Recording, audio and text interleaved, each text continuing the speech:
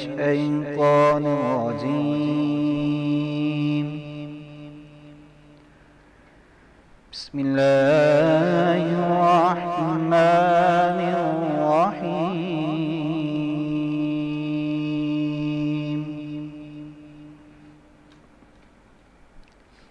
يا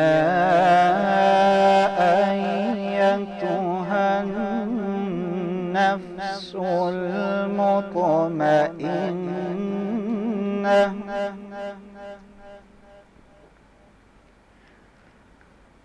ارجعي إلى ربك راضية مرضية فادخلي في عبادي وادخلي جنتي. آمنت بالله صدق الله العلي العظيم. شروع واحد کی وحدانیت سے جو واحد اس کائنات کا مالک ہے، درود ان پر جن کے قدموں کی چمک چاند ستاروں پر نظر آئے، جدھر سے وہ گزر جائیں وہی راہ چمک جائے، دمک جائے، مہک جائے، بنے رونق کی گلزار. السلام علیکم خواتین و حضرات، میں انوار خان یوسف زئی، میری ساتھی میزبان سندس علی آپ کو خوش آمدید کہتے ہیں عشق سیام میں. ناظرین محترم، آج جو ہم نے 22ویں روزے کی 23ویں روزے کی افطار کرنے کے بعد 24ویں سحری کی طرف گامزن ہیں، اور آج کی شب ہمیں جو بات بتا رہی ہے وہ ایک ہی بات بتا رہی ہے کہ جی ہم نے اپنے اللہ کو راضی کرنا ہے، اور جہنم سے خلاصی کا اور جو جہنم سے نجات کا یہ جو عشرہ ہے اس میں ہم نے تقدو کرنی ہے، اس میں محنت کرنی ہے، اور محنت کرنے کے ساتھ ساتھ ناظرین محترم ہم نے للہیت کے لیے لوگوں کی مدد بھی کرنی ہے. بالکل، اب آخری ہفتہ رہ گیا ہے تو ہماری کوششیں بھی زیادہ بڑھ جانی چاہیے، نہ کہ ہوتا کیا ہے کہ اکثر بازاروں کا رخ جو ہے وہ ان آخری دنوں میں بڑھ جاتا ہے اور ہماری عبادتیں جو ہیں وہ تھوڑی مختصر ہونے لگ جاتی ہیں. حالانکہ یہ آخری عشرہ زیادہ اس اہمیت کا حامل ہے کہ اس میں اپنی عبادتوں کو مزید بڑھا دیا کیونکہ ہر چیز آن لائن ہو گئی ہے ناظرین محترم، ہر چیز ڈیجیٹلائز ہو چکی ہے، ہر چیز منیمائز ہو چکی ہے، تو اس لیے اس کو استفادہ کرتے ہوئے اپنے مساجد کا رخ کریں. جو متقفین ہیں، جو اعتکاف میں بیٹھے ہوئے لوگ ہیں، وہ اللہ پاک سے گریہ کر رہے ہیں، اللہ پاک سے زار و قطار رو کر ایک ہی صرف عبادت کرنے کے خواہشمند ہونا چاہیے کہ جی اس سال اس رمضان میں ہماری نجات ہو جائے، شاید اگلا سال ہمیں ملے یا نہ ملے. ناظرین محترم، ہم نے جو آج کا موضوع رکھا ہے وہ بہت منفرد موضوع ہے اور وقت حاضر کے حساب سے اور معاشرتی مسائل کے حساب سے بہت ہی زیادہ اہمیت کا حامل ہے. کیونکہ ہم دیکھتے ہیں جس طریقے کے متنفر معاشرہ، جس طریقے کے ہم دیکھتے ہیں متنفر لوگ، اس حوالے سے آج کا موضوع ہمارا بہت ہی زیادہ دلچسپ ہے. آج کا موضوع ہم نے رکھا ہے مذہب کارڈ، جو کہ ہم دیکھتے ہیں ہم آفیسز میں، کالجز میں، یونیورسٹیز میں اور دیگر جگہوں پہ کہ لوگ اور بالخصوص بڑے بڑے ایوانوں میں کہ لوگ مذہب کارڈ کو استعمال کر رہے ہوتے ہیں، عوام کے جذبات سے کھیل رہے ہوتے ہیں. جو مسلمان جو دین سے پیار کرتا ہے، رسول اللہ سے پیار کرتا ہے، صحابہ سے پیار کرتا ہے، اہل بیت سے پیار کرتا ہے، اولیاء اکرام سے پیار کرتا ہے، ان کے جذبات سے کھیل رہے ہوتے ہیں. یہ مذہب کارڈ استعمال کر رہے ہیں، دنیا کے لیے دین کو استعمال کر رہے ہوتے ہیں، دنیاوی نفسانی خواہشات کے لیے، مادیت پسندی کے لیے دین کو استعمال کر رہے ہوتے ہیں. ایسے لوگوں کے لیے دین کیا کہتا ہے، قرآن کیا کہتا ہے، رسول اللہ نے کیا کیا، اس پہ بھی بات کریں گے.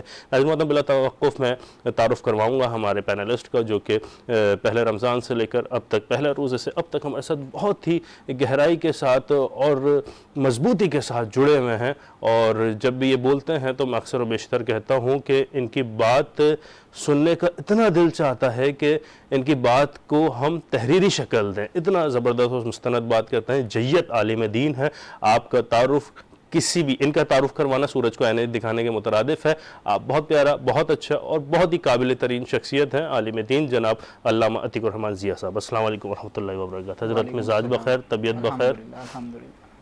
اسی کے ساتھ ہمارے پاس موجود ہیں بہت اچھے سوشل میڈیا ایکٹیوسٹ ہیں، آپ کے پاس گولڈ میڈلسٹ بھی ہیں اور بہت سارے ایوارڈس آپ کے پاس ہیں اور بڑے بڑے مستند اداروں کے آپ حصہ بھی ہیں اور سر فہرست بھی نظر آتے ہیں وہاں پر، اور ملک کی خدمت کرتے ہوئے، ملک کا نام روشن کرتے ہوئے آپ فخر پاکستان ہیں جناب عدنان شیخ صاحب۔ السلام علیکم ورحمۃ اللہ وبرکاتہ۔ جناب خیریت سے؟ ٹھیک ٹھاک؟ اللہ کا شکر ہے، آپ خیریت سے؟ الحمدللہ الحمدللہ۔ بالکل عدنان، بالکل انوار، ہمارے ساتھ آج ایک بہت ہی خاص مہمان موجود ہیں، جناب جنرل سیکریٹری ہیں بنارسی کلاتھ مرچنٹ ایسوسی ایشن کے، ہمارے ساتھ موجود ہیں جناب محمد اویس انصاری صاحب۔ السلام علیکم، کیسے مزاج جناب آپ؟ اللہ کرم۔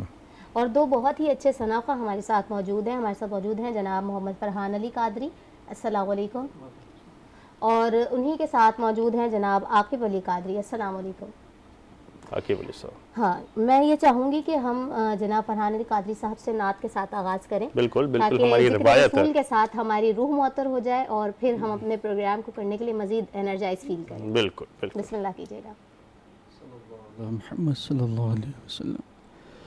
لو مدینے کی تجلی سے لگائے ہوئے ہیں، لو مدینے کی، مدینے کی، لو مدینے کی تجلی سے لگائے ہوئے ہیں، دل کو مت لائے انوار بنائے ہوئے ہیں، دل کو مت لائے انوار بنائے ہوئے ہیں، کشتیاں اپنی، ہاں اپنی کشتیاں اپنی کنارے سے لگائے ہوئے ہیں، کشتیاں اپنی کنارے سے لگائے ہوئے ہیں، کیا وہ ڈوبے جو محمد کے ترائے ہوئے ہیں، کیا وہ ڈوبے جو محمد کے ترائے ہوئے ہیں، لو مدینے کی تجلی سے لگائے ہوئے ہیں، اور کیوں نہ پلڑا تیرے، کیوں نہ پلڑا تیرے اعمال کا باری ہو نصیر، کیوں نہ پلڑا تیرے اعمال کا باری ہو نصیر، اب تو میزان پہ سرکار بھی آئے ہوئے ہیں، اب تو میزان پہ سرکار بھی آئے ہوئے ہیں، لو مدینے کی تجلی سے لگائے ہوئے ہیں۔ بہت بہت زبردست، بہت پیارا پڑھ لیتے، اللہ پاک آپ کا پڑھنا ہمارا سننا قبول فرمائے، اور آپ کی یہ جو اخلاص ہے اور عشق رسول میں توانائی اور برکت نصیب ہو۔ ناظرین محترم، میں بلا توقف آؤں گا جناب علامہ صاحب کے پاس اور کوشش کروں گا پوچھنے کی، علامہ صاحب سیاست یا کسی دنیاوی فائدے کے لیے مذہب کارڈ کو یا مذہب کو استعمال کرنا، قرآنی آیت کو استعمال کرنا، احادیث کو استعمال کرنا یا بزرگان دین کے اقوال کو استعمال کرنا، یہ کیسا ہے؟ دین کی روح، دین کی نص اس حوالے سے کیا کہتی ہے، کیا وعید ہے؟ بسم اللہ الرحمن الرحیم، اللہم صلی علی محمد وعلی آل محمد تسلیما کثیرا کثیرا۔ معاشرے کے اندر آج کل یہ نحوست جو ہے بڑھ رہی ہے کہ ہر انسان اپنے گناہ کو، اپنے عیوب کو مذہب کے پیچھے چھپانے کی کوشش کرتا ہے۔ ایسا ہی ہے۔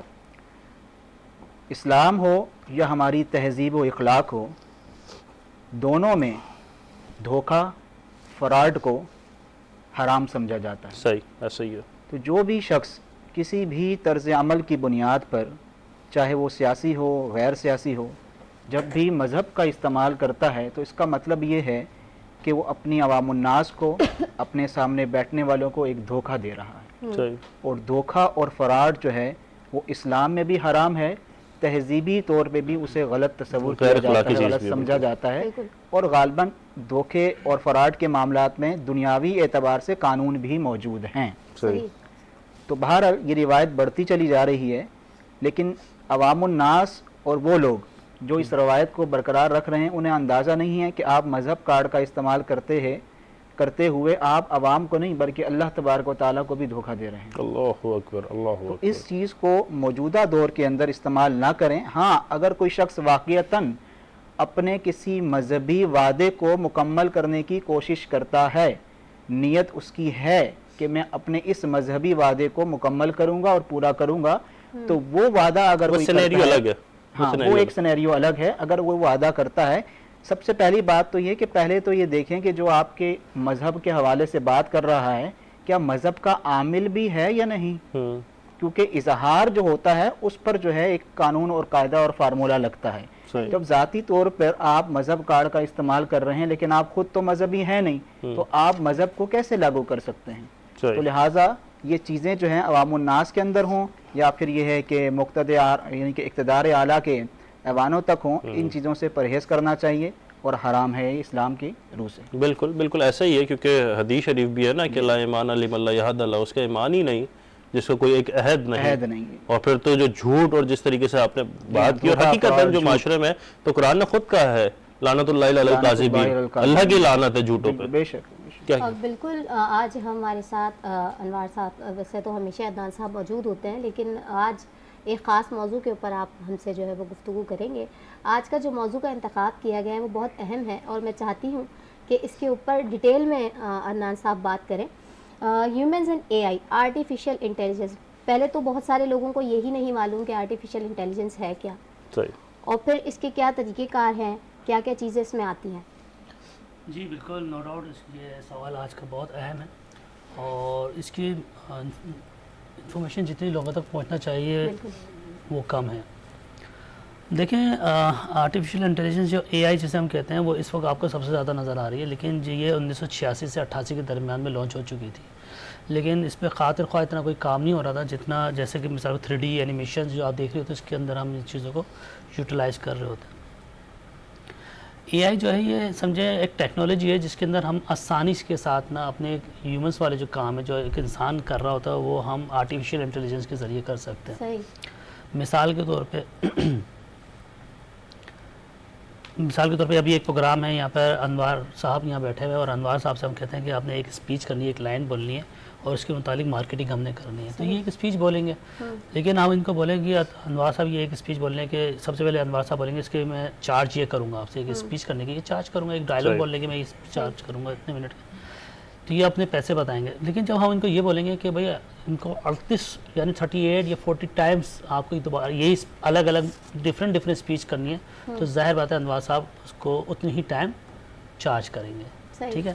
लेकिन आर्टिफिशियल इंटेलिजेंस का अगर हम इस्तेमाल करते हैं, मिसाल के तौर पे अभी एक पाकिस्तान के अंदर एक ऐसी प्रोडक्ट आती है जिसको स्पीच करने का कहा जाता है कि ये जो प्रोडक्ट है ये कराची के तमाम आउटलेट्स के ऊपर यानी 12-14 आउटलेट का अगर नाम लेना पड़े तो वो नाम तो ले लिए जाएंगे, लेकिन अगर वो लाहौर, इस्लामाबाद, KPK, दूसरी जगहों पे, मुल्तान में, सक्कर में, बावलपुर में कहीं भी अगर होगा तो सबके नाम लेना तो मुश्किल है, नामुमकिन है ना। तो आर्टिफिशियल का इस्तेमाल करने से होगा ये कि जब मुल्तान में जब ये वीडियो चल रही होगी तो अनवार साहब उसी एरियाज़ के नाम ले रहे होंगे, जबकि अनवार साहब ने वो एरियाज़ के नाम नहीं लिए। जैसी ये एक स्पीच मास्टर कॉपी जिसे कहते हैं वो इनसे ली जाएगी और इनकी जो आईब्रो है, ये लिप्स हैं और ये जो आँखें ये डायरेक्ट कर लिया जाता है और वो वर्ड जो है जो आप चाह रहे होंगे वो वर्ड आप उसको बैक हैंड से डाल रहे होते हैं और वही अनवार साहब बोल रहे होते हैं। तो ये आर्टिफिशियल का काम है जो कि इंसानों के लिए बहुत आसानी कर दी है, लेकिन इंसानों के लिए जहाँ इसने आसानी पैदा कर दी है वहाँ मुश्किल भी होने जा रही है और सबसे ज़्यादा बड़ी मुश्किल क्या आने वाली जो कि अभी तक यहाँ तो नहीं है, लेकिन आज प्रोग्राम के तवज्जो से बताऊँ ये करीब मेरे ख्याल से साल या 2 साल या 1.5 साल के अंदर आ जाएगी। इसलिए अभी क्योंकि लोगों को इतनी अवेयरनेस नहीं है, लेकिन वक्त के साथ साथ जैसे चीज़ें लोगों के ऊपर आया होंगी तो फिर उसके नुकसानात भी आएंगे। जी, नुकसानात भी मैं आपको 1-2 बता देता हूँ। अभी तो ये होता है कि लोग ना कोई ना कोई मैसेजेस कर रहे होते हैं, कोई कॉल हमारे पास आ रही होती है तो हम 4 बातें जहाँ से में आ जाते हैं, लेकिन आप बहुत सारे लोग अवेयर हो चुके हैं। लेकिन आपने देखा होगा हम ना व्हाट्सएप पे मैसेज करते हैं किसी को, तो मैसेज तो 2 तरीके से होती है, एक होती है टाइप करके मैसेज करना, चले ठीक, लेकिन अब तो आसानी आ गई, जिद्दत आ गई, अब कौन टाइप करे तो अब हम वॉइस ही दे देते हैं, तो वीडियो मैसेज भी जाता है। जी, تو وائس نوٹ ہم جیسے دیتے ہیں تو اب وائس نوٹ کی وجہ سے ہمارے نقصانات کتنے ہیں انوار صاحب سندس کہ آرٹیفیشیل انٹیلیجنس کا استعمال کرتے ہوئے جو عدنان صاحب وائس دے رہے ہیں وہ وائس ڈیٹیکٹ کر لی جائے گی، ایون کہ ان کا ایکسنٹ، ان کی ٹائمنگ، ان کی پروننسیشن، اور پھر کال کرنے والا ان کی چیزوں کا اڈاپٹ کرتا ہوا ان کو کال کرے گا. مثال کے طور پہ اگر میں غلام محی الدین میرے جو بہت اچھے دوست ہیں اس کے چینل کے پروڈیوسر بھی ہیں، میں ان کو فون کروں اور کوئی سی نمبر سے فون کروں بولوں غلام محی الدین مجھے نا یہ پریشانی، فوراً میرے کو ذرا سا نا اماؤنٹ ٹرانسفر کر دو، چاہے ایزی پے سے جائے، تو وہ یہ نہیں دیکھیں کہ بولیں گے یار یہ تو عدنان بھائی کی کال ہے، تو آپ اس سے کیسے بچیں گے؟ تو یہ اتنا خطرناک چیز ہے کہ اس سے بچنا بہت ہی مشکل ہوگا، کیونکہ آپ سے جو 5 سال سے 10 سال سے جو آپ کا اپنا ریلیٹیو ہے یا آپ کا دوست ہے جو آپ کے ساتھ ہے، اس وقت تو نمبر ویری نہیں کرتا، بہت یہ بتا جائے یہ تو شمس الدین بھائی بات کر رہے ہیں، ریئل کیسز بھی ہیں پاکستان یہ یہاں تو ابھی نہیں ہوا، کیونکہ میں نے کہا نا کہ ہم نا 5-7 سال پیچھے چل رہے ہیں. جب ٹیکنالوجی ملک میں آ جاتی ہے تو اس کے بعد چاہے وہ پازیٹیو ہو چاہے وہ نیگیٹو ہو 3 سال 4 سال لگتے ہیں، لیکن نیگیٹو چیز جو ہے وہ بہت زیادہ شارپ لوگ ہیں، کلیور لوگ ہیں، تو وہ اس کو یوٹیلائز کرنے کے لیے پہلے اڈاپٹ کرنے کی کوشش کریں. دیکھیں ہر چیز کے پیچھے نا ایک کوئی نہ کوئی نا پیرامیٹر کام کر رہا ہے. مثال کے طور سے ابھی یہ پروگرام ہے، اس پروگرام کے اندر آپ لوگ نظر آ رہے ہیں، ہم پینلس نظر آ رہے ہیں، اس کے بیک ہینڈ پہ ہمارا جو چینل کا جو پروڈیوسر ہے وہ نظر نہیں آ رہا، اس کے پیچھے پی سی آر ہے، ایم سی آر ہے جو کام کر رہے ہیں، جو یہ اتنا خوبصورت پروگرام نظر آ رہا ہے، کیمرہ مین ہے ہمارے، اس پورے ٹیم ورک ہوتا ہے، لیکن یہ بیہائنڈ سے کام کر رہا ہوتا ہے، یہ نظر نہیں آتا. اسی طریقے سے یہ اے آئی بھی اسی طریقے سے ہے، یہ بیہائنڈ کام کر رہی ہوتی ہے، مگر آپ نے تو بڑی خطرناک بات بتائی ہے کہ اس طرح سے آپ کی ہی آواز میں اور کوئی بھی آپ کے ریلیویٹ جو لوگ ہیں، میں نے آپ کو بتایا نا کہ یہ جو جتنی بھی اپلیکیشن ہے، چاہے وہ واٹس ایپ ہو، فیس بک ہو، یوٹیوب ہو، ٹویٹر، آپ نے کبھی نوٹ کیا یہ فری میں کیوں ہوتی ہے؟ کیونکہ ہماری سائیکولوجی ہے، ہمیں فری کی چیز فوراً چاہیے ہوتی ہے. اچھا فری کے دینے کے بعد یہ ہمارا ڈیٹا، کیونکہ ظاہر بات ہے ہمارے موبائل سے تمام ہمارے کالس ہر چیز ہماری لیک ہو رہی ہوتی ہے، وہ مختلف تھرڈ پارٹی کو دی جا رہی ہوتی ہے. ایپ اگر ڈاؤن لوڈ کرتے ہیں وہ سب سے پہلے ہمارے کانٹیکٹس اور کیمرہ ہر چیز کی ہم سے پرمیشن مانگتا ہے. جی، اور پرمیشن کے بعد پھر دوسری ظاہر بات ہے ایسی اپلیکیشن آپ کے ساتھ کام کر رہی ہوتی ہیں جس کو آپ کی پرمیشن کی ضرورت نہیں ہوتی، صرف ان کو آپ یوٹیلائز کرنے کے لیے کہیں بھی پلیٹ فارم سے، زیادہ تر فیس بک سے آپ کہہ لیں گے، اس پہ آپ کلک کرتے ہیں اور وہ اپلیکیشن کو آپ یوٹیلائز کرتے ہیں، وقتی کریں یا لانگ ٹرم کریں، لیکن جیسے آپ اس کو لاگ ان کرتے ہیں تو آپ ڈیٹیکٹ ہو چکے ہوتے ہیں اور آپ کا ڈیٹا جا رہا ہوتا ہے. کیا کوئی ایسے بھی ٹپس ہیں یا کوئی ایسی احتیاطی تدابیر ہیں جو آپ بتانا چاہیں ہمارے لوگوں کو کہ وہ اس طرح کے اسکیم سے بچ سکیں؟ دیکھیں سندس، میں نے پچھلے 2-3 پروگرام میں بتایا کہ یہ جو اسکیمرز ہوتے ہیں ان لوگوں کے جو ان کا ذریعہ ایک ہی ہوتا ہے، وہ ہوتا ہے اپلیکیشن.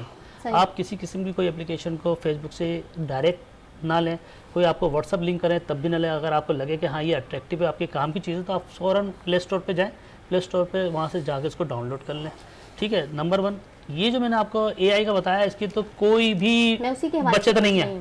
آپ مجھے بتائیں اب اس کا بچت یہ ہوگا جو مجھے نظر آ رہا ہے، کیونکہ میں بھی ایک طالب علم ہی ہوں، کہ آپ فیملی کے اندر کوئی ایک کوڈ رکھ لیں جو کہ موبائل میں بھی نہ رکھیں، اپنے دماغ میں محفوظ کر لیں کہ بھائی جیسا مثال کے طور پہ میرے عتیق الرحمان ضیاء صاحب ہیں، میرے بھائی ہیں، میں نے ان کو بتا دیا کہ دیکھو بھائی کبھی کوئی کالنگ آئے کسی قسم کی کوئی مس ہیپننگ ہونا تو ایک کوڈ نمبر ہے خوش ہونا مثال کے طور پہ، تو وہ ایک کوڈ رکھ لیں جس کی وجہ سے بولنے سے پتہ چل جائے کہ کوئی کسی قسم کا عام زندگی میں کوئی اپنے گھر والوں سے بات کرتے ہوئے ایسی چیزیں میرا خیال کر نہیں سکتا، لیکن اب کرنا پڑے گا، کوڈ رکھیں، اب کرنا پڑے گا آپ کو، کیونکہ اے آئی جو ہے نا یہ ابھی تو چلے بچ جاتے ہیں. مجھے بتائیں نا سندس، آپ کی فیملی میں جن کی آواز آپ سب جانتی ہیں، آپ کے والد صاحب اگر آپ کو کال کریں تو اس وقت کیا ویریفیکیشن کریں گے؟ انہیں پپا نے فون کیا، انہیں کا ایکسینٹ ہے، انہیں کا انداز ہے، انہیں کا لہجہ ہے، صحیح ہے نا؟ تو بڑا مشکل ہو جائے گا. اور یہ دور تو بڑا جدید ہے لیکن یہ ہمیں بڑی کامیابی کی طرف بھی لے کے جائے گا، اور ظاہر بات ہے دور ایسا، لیکن نقصانات بھی ہمیں اسی طرح کے افورڈ کرنا پڑیں. ٹیکنالوجی کے پروس اینڈ کونس بھی ہوتے ہیں نا. اگر دیکھا جائے تو خانہ کعبہ سے اونچی حضرت حرم میں بلڈنگ بن گئی، اتنی اونچی کلاک ٹاور آپ دیکھیں، اگر جدت ہے تو جدت اتنی بڑی اتنی زیادہ ہو گئی ہے کہ اب دیکھا جائے کہ اس سے اوپر کوئی اگر رہے تقوی کے خلاف ہے. جس چیز کو ہم ترقی سمجھ رہے ہیں بیسیکلی وہ ہمیں ترقی کی طرف لے کے جا رہی ہے. اللہ اکبر، اللہ اکبر. ہمارے ساتھ محمد انویس انصاری صاحب موجود ہیں، آپ جنرل سیکرٹری ہیں بنارسی کلاتھ مرچنٹ ایسوسی ایشن کے. جناب آپ سے پوچھنا چاہوں گی بنارسی صنعت جو ہے اس کی کچھ تاریخ کے حوالے سے آپ ہمیں بتائیں. بسم اللہ الرحمن الرحیم. سب سے پہلے حاضرین اور ناظرین کو السلام علیکم. وعلیکم السلام. اور ادارے کا اور آپ لوگوں کا میں بہت مشکور ہوں کہ آپ نے مدعو کیا. بنارسی کپڑے کی تاریخ جیسا کہ اس کے نام سے ظاہر ہے کہ اس کا تعلق ہندوستان کے شہر بنارس سے ہے. صحیح. بنارس وہ شہر ہے کہ جہاں بنارسی کپڑا سب سے پہلے तैयार किया गया। ये तकरीबन 15वीं-14वीं सदी की बात है, जब तिजारत की गरज से सेंट्रल एशिया से कुछ लोग पर्शियन बनारस जाया करते थे। बनारस में पहले कपड़ा बनता था, लेकिन जो मौजूदा बनारसी तर्ज का जो कपड़ा है, ये कपड़ा इस अंदाज में नहीं बनता था। दीगर कोई चीज़ें होती होंगी, धागे वगैरह। तो इन्होंने, ये जो ताजिर वहाँ से गए, यहाँ से गए, इन्होंने उनको राग़िब किया, आमादा किया कि आप प्योर सिल्क के ऊपर, खालिस रेशम के ऊपर, जिसका ज़रिया के वो नेचुरल कीड़े होते हैं, शहतूत के पत्ते खाते हैं, उनकी ग़िज़ा होती है, उसके ऊपर आप कपड़ा बनाएं। तो बहरहाल फिर उस वक्त के जो माहिरीन वहाँ पे थे, जितने कारीगर हुनरमंद थे, इन्होंने आइडिया दिया। आइडिया तो बाहर देता है, तो वो कपड़ा बनाया गया। तो कपड़ा इनकी सोच से कहीं ज़्यादा अच्छा हुआ। अच्छा, हाँ, जिसको फिर ब्रोकेट बोलते हैं, कमखाब। अच्छा कपड़ा इस्तेमाल में बहुत ज़्यादा आरामदेह, नरम, खूबसूरत और महंगा भी। अच्छा, कपड़े की तमाम तर खूबियों को देखते हुए इस कपड़े को बादशाहों के दरबारों और ऐवानों में पहुंचने में देर नहीं लगी। सही मानों में जो उसकी तक़वियत पहुंची, वो तारीख बताती है कि मुग़ल बादशाह अकबर के दौर में इन्होंने बाकायदा इस कपड़े की खुसूसियत, अहमियत, खूबसूरती को देखते हुए अपनी ज़ाती दिलचस्पी के ज़रिए इस सनत के अंदर इन्वॉल्वमेंट की, और इसको बाकायदा एक सनत का दर्जा दिया गया। सही। और इस बात की दलील यह है कि बनारसी कपड़े के अंदर जो कमखाब है हमारा, इसके अंदर मुग़लिया तर्ज के जो डिज़ाइन है वो इसमें नुमायाँ है।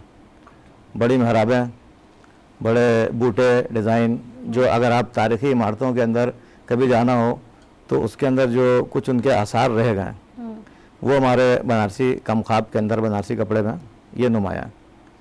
अच्छा, फिर मामला चलते रहे, आइडियाज़ आते रहे, और बनारसी कपड़े को पूरी दुनिया में पसंद किया जाने लगा, क्योंकि ज़राए रस्र रसायल और आमतरफ इतने थे नहीं। वो जो देसी तरीका था उसी तरह थे, ताजिर आते थे और लेकर जाते थे। अच्छा, फिर 18वीं और 19वीं सदी के अंदर पहली मरतबा बनारसी कपड़े के अंदर चांदी और सोने के तार इस्तेमाल किए गए।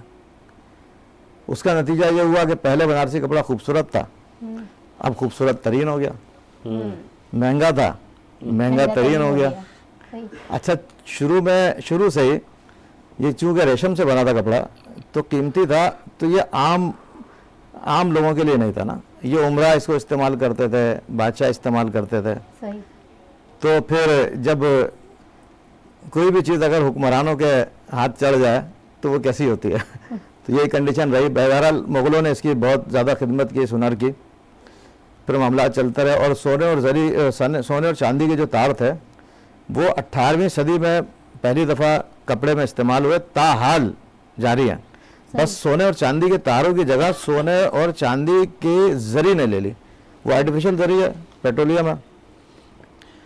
तो आज ताहाल जारी है, और कोई भी तकरीब वो अधूरी है अगर उसके अंदर बनारसी कपड़ा ना हो। कोई शादी अधूरी है जिसके अंदर दुल्हन का कोई बनारसी कपड़ा ना हो ना। तो पाकिस्तान में ये कब से और कहाँ आबाद है बनारसी बिरादरी जो है? अच्छा, पाकिस्तान, जितनी पाकिस्तान की उम्र है उतनी पाकिस्तान में बनारसी सनत की उम्र है ना। अच्छा, जब तकसीम हुई, तकसीम हिंद के बाद, बर सग़ीर की तकसीम के बाद, जिस तरह पूरे बर सग़ीर से लोग मुसलमान पाकिस्तान का रुख उन्होंने किया कि यार हम अपने मुल्क पाकिस्तान जाते हैं, बिल्कुल इसी तरह हिंदुस्तान के जो बनारसी मुसलमान थे उन्होंने कहा कि अब हमारा मुल्क बन गया, अब हम पाकिस्तान की तामीर तरक्की के अंदर अपना हिस्सा डालेंगे। तो हिजरत दो सूरतों में, पाकिस्तान दो टुकड़ों में था, एक मशरकी, एक मगरबी। तो मगरबी पाकिस्तान के अंदर जिन बनारसी हुनरमंदों ने उसका वहाँ गए, तो ढाका में एक के पास रॉ मटेरियल था, एक के पास मैन्युफैक्चरिंग थी, ऐसा ही था ना? नहीं, असल में बनारसी तो सिर्फ वहाँ पे थे, बनारस में थे। फिर पाकिस्तान मतलब हम जा रहे हैं अपने मुल्क यार, तो जो वहाँ पर गए वो ढाका में आबाद हुआ। पाकिस्तान में जो लोग आए वो पूरे पाकिस्तान में आए। अच्छा, साजो सामान कुछ भी साथ नहीं लाए, बस अपने देश में जाना है। कोई मुनज़्ज़म, कोई मुकम्मल कोई इदारा नहीं था जिसके जहाँ रिश्तेदार थे, दोस्त यार थे, बस दोस्त अहबाब थे, वहाँ चले गए वो। तो पाकिस्तान में फिर आए, पाकिस्तान में हिंदुस्तान, लाहौर में, पेशावर में, सक्कर में, कराची में आबाद हुए। अच्छा, फिर इसके बाद पाकिस्तान का पहला जो इंडस्ट्रियल जोन बना, जो कराची साइड के नाम से, यहाँ पर जब इंडस्ट्री यहाँ पे लग रही तो कपड़े की लूमें यहाँ पे भी लगे, सही। मशीनें तो आ गई, कारीगर कहाँ से लाए? फिर लोगों ने बोला बनारस से लोग कुछ आया था, तो एक एक एक एक एक एक करके जमा होते गए, फिर यहाँ पर आए, फिर इस साइड से मुलाका जो इलाके थे जिसके अंदर हमारा पाक कॉलोनी, विलायताबाद, जहांगीराबाद और बनारस कॉलोनी, ये मौजूदा बनारस टाउन नहीं, बनारस कॉलोनी जहाँ हमारे पख्तून भाई आबाद है ना, तो यहाँ पे लोग आबाद हुए, नाज़माबाद में कुछ लोग आबाद रहे, तो बहरहाल कस्मोपोसी का दौर था, रफ्ता रफ्ता मामला चलते रहे। फिर 1965 और 66 के अंदर बाकायदा बनारसी सनत के नाम पर, बनारसी बिरादरी के नाम पर हुकूमत पाकिस्तान ने एक जगह हमारे को अलॉट करके दी, औरंगी टाउन 9 नंबर में। तो अब इस तरह वो मरकजी हैसियत अब 9 नंबर की है, और पूरे पाकिस्तान से फिर आहिस्ता आहिस्ता आहिस्ता आहिस्ता लोग औरंगी टाउन में जमा हो गए। औरंगी टाउन इस वक्त बनारसी कपड़ा बनाने वाली, मैं बगैर उसके शक व शुबे के कहूँगा कि सबसे बड़ी दुनिया की बस्ती है। अच्छा, इवन के बनारस में, हिंदुस्तान के बनारस में भी पार्शली है, कोई मार्केट इतनी बड़ी पूरी दुनिया में नहीं है जितनी बड़ी मार्केट। खिलाफे काबा में भी बनारसी हुनरमंदों का कोई किरदार है? हाँ, ये बिल्कुल बहुत एजाज़ की बात है। दुनिया के अंदर 52-55 इस्लामी ममालिक हैं, ये एजाज़ अल्लाह पाक ने पाकिस्तानियों को दिया। 1962 में सऊदी अरब के जो बादशाह थे, उनकी ज़ाती दिलचस्पी की वजह से, असल में यहाँ एक बनारस सिल्क हाउस था सदर में, इनके वहीदुल्लाह मास्टर थे। इसी सवाल का जवाब लूँगा जनाब मैं आपसे। उससे पहले नाज़रीन मोहतरम, हम एक नात रसूल मकबूल सल्लल्लाहु अलैहि वसल्लम की जानिब बढ़ेंगे। आकिब अली कादरी हमारे साथ मौजूद है। मैं गुजारिश करूँगा कि हुजूर पाक सल्लल्लाहु अलैहि वसल्लम की बारगाह में हदियतन तोहफ़तन नात का नजराना पेश करें, फिर अपनी बात बताएंगे। क्या बताऊं कि क्या मदीना है, क्या बताऊं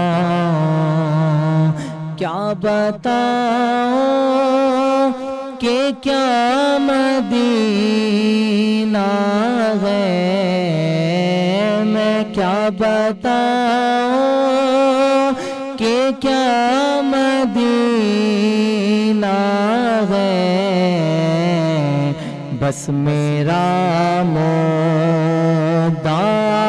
मदीना है। उठ के जाओ कहाँ मदीने से, मैं उठ के जाऊं कहाँ मदीने से, क्या कोई दूसरा मदीना है। दुनिया वाले तो दे देते हैं, दुनिया वाले दुनिया वाले दुनिया वाले दुनिया वाले ये दुनिया वाले ये दुनिया वाले तो दे देते हैं। जख्मी दिल की दवा मदीना है, उसकी आँखों का नूर तो देखो, जिसका देखा हुआ मदीना है। दिल फिदा है मदीने वाले पर, दिल फिदा है मदीने वाले पर, दिल मुनव्वर मेरा मदीना है। मैं क्या बताऊं कि क्या मदीना है, बस मेरा मोदा मदीना है क्या बताऊं। सुभान अल्लाह, क्या बताऊं कि क्या मदीना है। अच्छा, मेरे पास सवाल आया है अल्लामा अतीक रहमान ज़िया साहब के लिए। जनाब ये पूछ रहे हैं कि मैं दाढ़ी सुन्नत रखी हुई है मैंने, और जब भी मैं कारोबार में या किसी भी काम में दुनियावी मशगूल होता हूँ तो मुझे कहा जाता है कि जी दाढ़ी रख के झूठ तो नहीं बोलो, या दाढ़ी रखना मेरे लिए मसला हो गया, या फिर बिना दाढ़ी रख के मैं ये सारे काम में इन्वॉल्व हो सकता हूँ। ज़रा इसके हवाले से बताओ। दाढ़ी रखना एक अलग वाजिब या सुन्नत करार दी जा सकती है, और झूठ मतलब बोलना मकसद ये है कि एक अलग दुनियावी मशगूलात में और दुनियावी जितने भी कारोबार के जैसे मराइल होते हैं, लोगों का नजरिया बना हुआ है कि झूठ के बगैर कारोबार हो ही नहीं सकता, वो अंगुश्त तनकीद उनकी दाढ़ी पे आ रही है, तो इस हवाले से क्या? ये एक बड़ा गलत काम है कि आप नबी पाक सल्लल्लाहु अलैहि वसल्लम की सुन्नत को जो है तनकीद का निशाना बनाएं। अगर कोई फ़र्द वाहिद कोई गलती करता है तो वो उसकी गलती पर तनकीद करें, दाढ़ी पर तनकीद करना वैसे भी गुनाह है।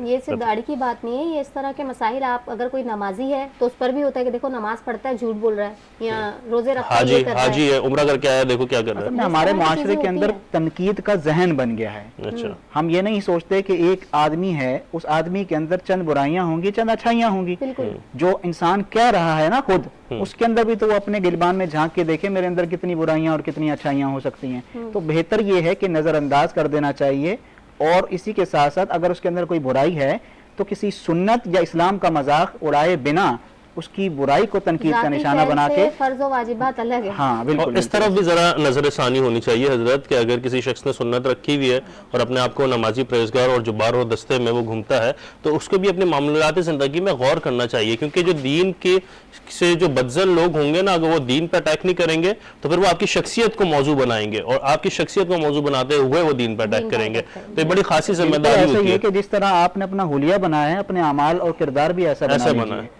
क्योंकि अगर आपने अपना हुलिया तो दीनदारों वाला बनाया है और काम आप शैतानों वाले कर रहे हैं, तो इसका मतलब है भाई, आप आप धोखा और नाखा फराड हो, कर आप रहे हैं। मुफ्ती हो, आप अल्लामा हो, आप शेखुल हदीस का लक़ब हो या शेखुल इस्लाम का लक़ब हो आपके ऊपर, मगर आप पर्दे में या गायबाना तौर पे इस तरह की दुनियावी मशगूलात में हैं, तो इसकी तो बहुत बड़ी पकड़ है, गिरफ्त है बहुत ज़्यादा। देखें, दो चीजें हैं, एक तो जाहिर है कि आप जाहिर अमाल और किरदार कैसे कर रहे हैं, बातिन तो अल्लाह तबारक व तआला जानता है कौन कैसा है कौन कैसा नहीं। लेकिन अगर आपने हुलिया ऐसा बनाया है जो दीन और शरीयत का है, तो अपना किरदार, आमाल और गुफ्तार भी कम अज़ कम ऐसे कर लें जो दीन के मुताबिक हो। बिल्कुल, बहुत खूबसूरत, बहुत खूबसूरत। हम उवैस साहब से बात कर रहे थे और आप हमें ग़िलाफ़े काबा के हवाले से बता रहे थे कुछ। जी हाँ, मैं बता रहा था 1962 में सऊदी हुक्मरान जो थे उनकी ज़ाती दिलचस्पी से ये पाकिस्तान में ये पहली मरतबा ग़िलाफ़े काबा बनाया गया। अच्छा, पाकिस्तान में 3 जगहों पर बना, कराची में हमारे नाज़माबाद में, इसका कुछ हिस्सा लाहौर में और कुछ हिस्सा ढाका में, लेकिन बनाने वाले ही बनारसी कारीगर थे। सही। अच्छा, फिर वो पूरा मुकम्मल होने के बाद वहाँ पे गया, पसंद किया उन्होंने, तो फिर उनसे मतलब गुफ्तगू होती रही। वो अपने आप भी कुछ ना कुछ कपड़ा उसका बनाते थे, लेकिन मौजूदा जो जदीद तरीक़ाकार है इसके मुताबिक नहीं बनाते थे। तो उन्होंने ख्वाहिश ज़ाहिर की, या इन्होंने ख्वाहिश ज़ाहिर की कि हम आपको ये टेक्नोलॉजी दे देते हैं। तो बहरहाल मई के आखिर में 1980 में पहला काफ़िला यहाँ पे 6 अफराद पर जो मुश्तमिल था, उसके अंदर नाम मेरे को याद है, हाजी अयूब साहब थे, शेर अली साहब थे, सही, कारी नूर मोहम्मद थे, मुख्तार भाई थे। अभी 2 आदमी सिर्फ उसमें ज़िंदा है, बाकी 4 जो है रलत फरमा गए, अल्लाह पाक उनकी मग़फ़िरत फरमाए। तो वो अपने किसी माशी फ़ायदे की गरज से नहीं वहाँ पे गए थे, बस मक्का मदीना से तो एक वालियाना हर मुसलमान का मतलब ऐसा इश्क है, इश्क मोहब्बत है, बिल्कुल। तो वो बस गए थे खिदमत की गरज से ना। तो बहरहाल ये यहाँ से बाहर गए, और इनकी जो बाकी खड्डियाँ थी, देसी खड्डियाँ जो आज भी म्यूज़ियम में रखी हुई हैं, उसी हालत में रखी हुई हैं, उसी हालत में रखी, उन्होंने कोई भी चीज़ उसमें से ख़त्म नहीं की। और ये बाइशिप गई, तकरीबन बताते हैं अच्छा खासा टाइम लगा। फिर यहाँ पे गए, यहाँ से गए तो इनको हाथों हाथ लिया गया, कारखाने का मुआयना कराया गया, इनकी मर्ज़ी के मुताबिक कारखाना बनाया गया, जहाँ पे खड्डियाँ लगानी थी, ज़मीन खोद के खड्डियाँ हमारी लगती थी, कारीगर का आधा धड़ ज़मीन में होता था, इस तरह। बहरहाल ये चीज़ें बोलते गए, वो देते गए। 2 साल का इनका एग्रीमेंट था। 2 साल में इन्होंने सऊदी लोगों को इस काबिल कर दिया था कि आज तक जब से लेके ताहाल ग़िलाफ़े काबा मक्का में ही बन रहा है, और वो खड्डियाँ तो बहरहाल साइड हो गई हैं। अब जदीद लूमें आ गई हैं, फिर जदीद लूमें आ गए। अभी इस वक्त जो जदीद तरीन लूमें हैं वो अभी वहाँ पे मक्का में जो इनका किस्वे काबा के नाम से इदारा है उसके अंदर मौजूद है। 2 साल एग्रीमेंट के बाद फिर इनसे कहा कि भाई आपकी खिदमत को हम उसका कोई मुआवजा तो दे नहीं सकते, बताएं आपको क्या चाहिए। आप चाहें तो यहाँ रहें, चाहे तो जहाँ जाएं।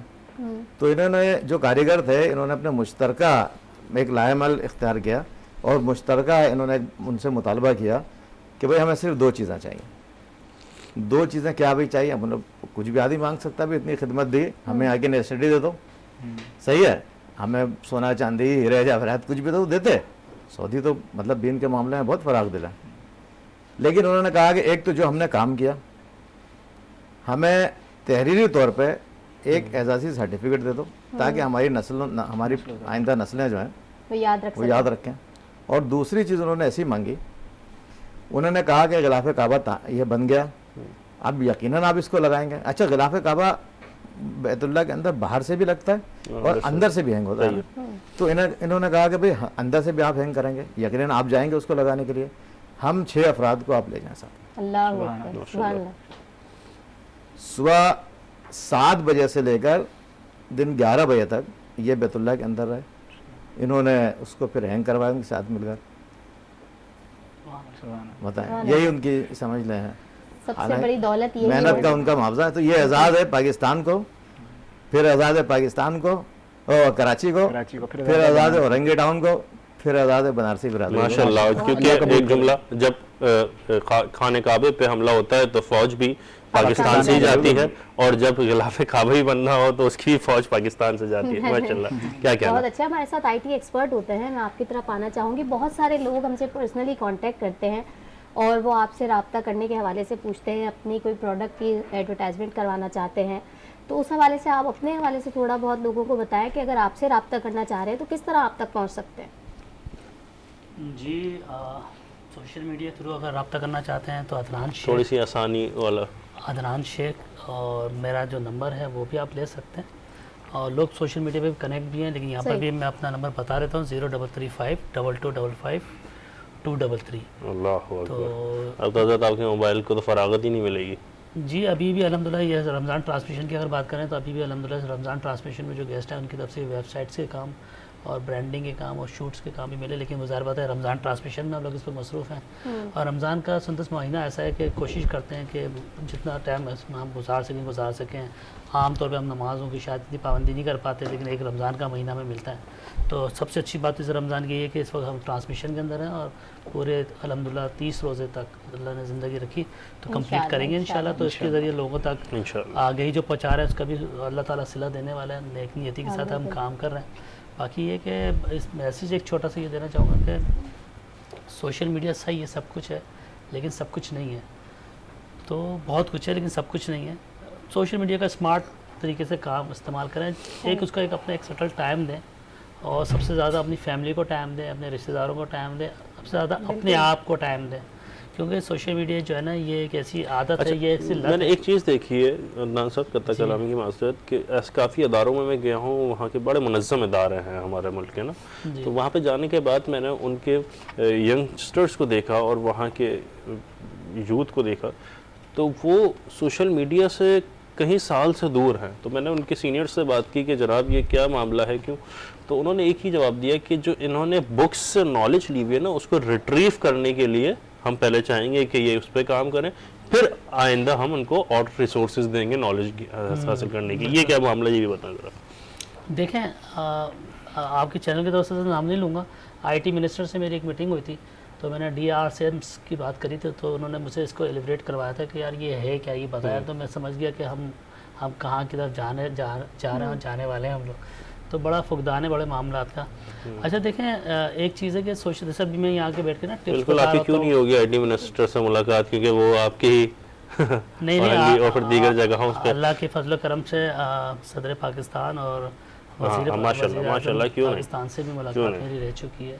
اور میں نے ان کو ظاہر بات ہے ایک میٹ اپ اسلام آباد میں جا کے بھی کی تھی، کیونکہ میں نے ایک سافٹ ویئر ڈیولپ کیا تھا ووٹنگ کے حوالے سے، جس کے اندر ڈیجیٹل ووٹنگ کے ذریعے آپ یہ معاملات کو حل کر سکتے ہیں. لیکن وہاں بات کچھ اور اگر آ جائے تو میں اس کے حوالے سے بہت ساری چیزیں بات کرنے کے لیے، مگر اس کو جانے الحمدللہ اللہ کا بڑا اعزاز ہے. پھر میں بتا چکا ہوں کہ اپنی ایک پروڈکٹ بھی لانچ کر چکا ہوں جس کے اندر الحمدللہ انوینٹر بھی ہوں.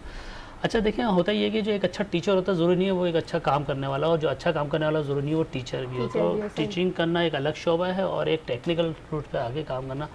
میرے ایک دوست ہے، انہوں نے مجھے ایڈوائز کیا کہ عدنان بھائی آپ نے انسٹیٹیوٹ کیوں نہیں کھول لیتے. تو ایک دو بڑے اچھے انسٹیٹیوٹ ہیں، تو انہوں نے بولا کہ ہم تو یہاں سے بچے نا بڑے اچھے پڑھا کے ان کو بھیجتے ہیں اور دیکھیں وہ اچھی طریقے سے جاب کر رہے ہیں.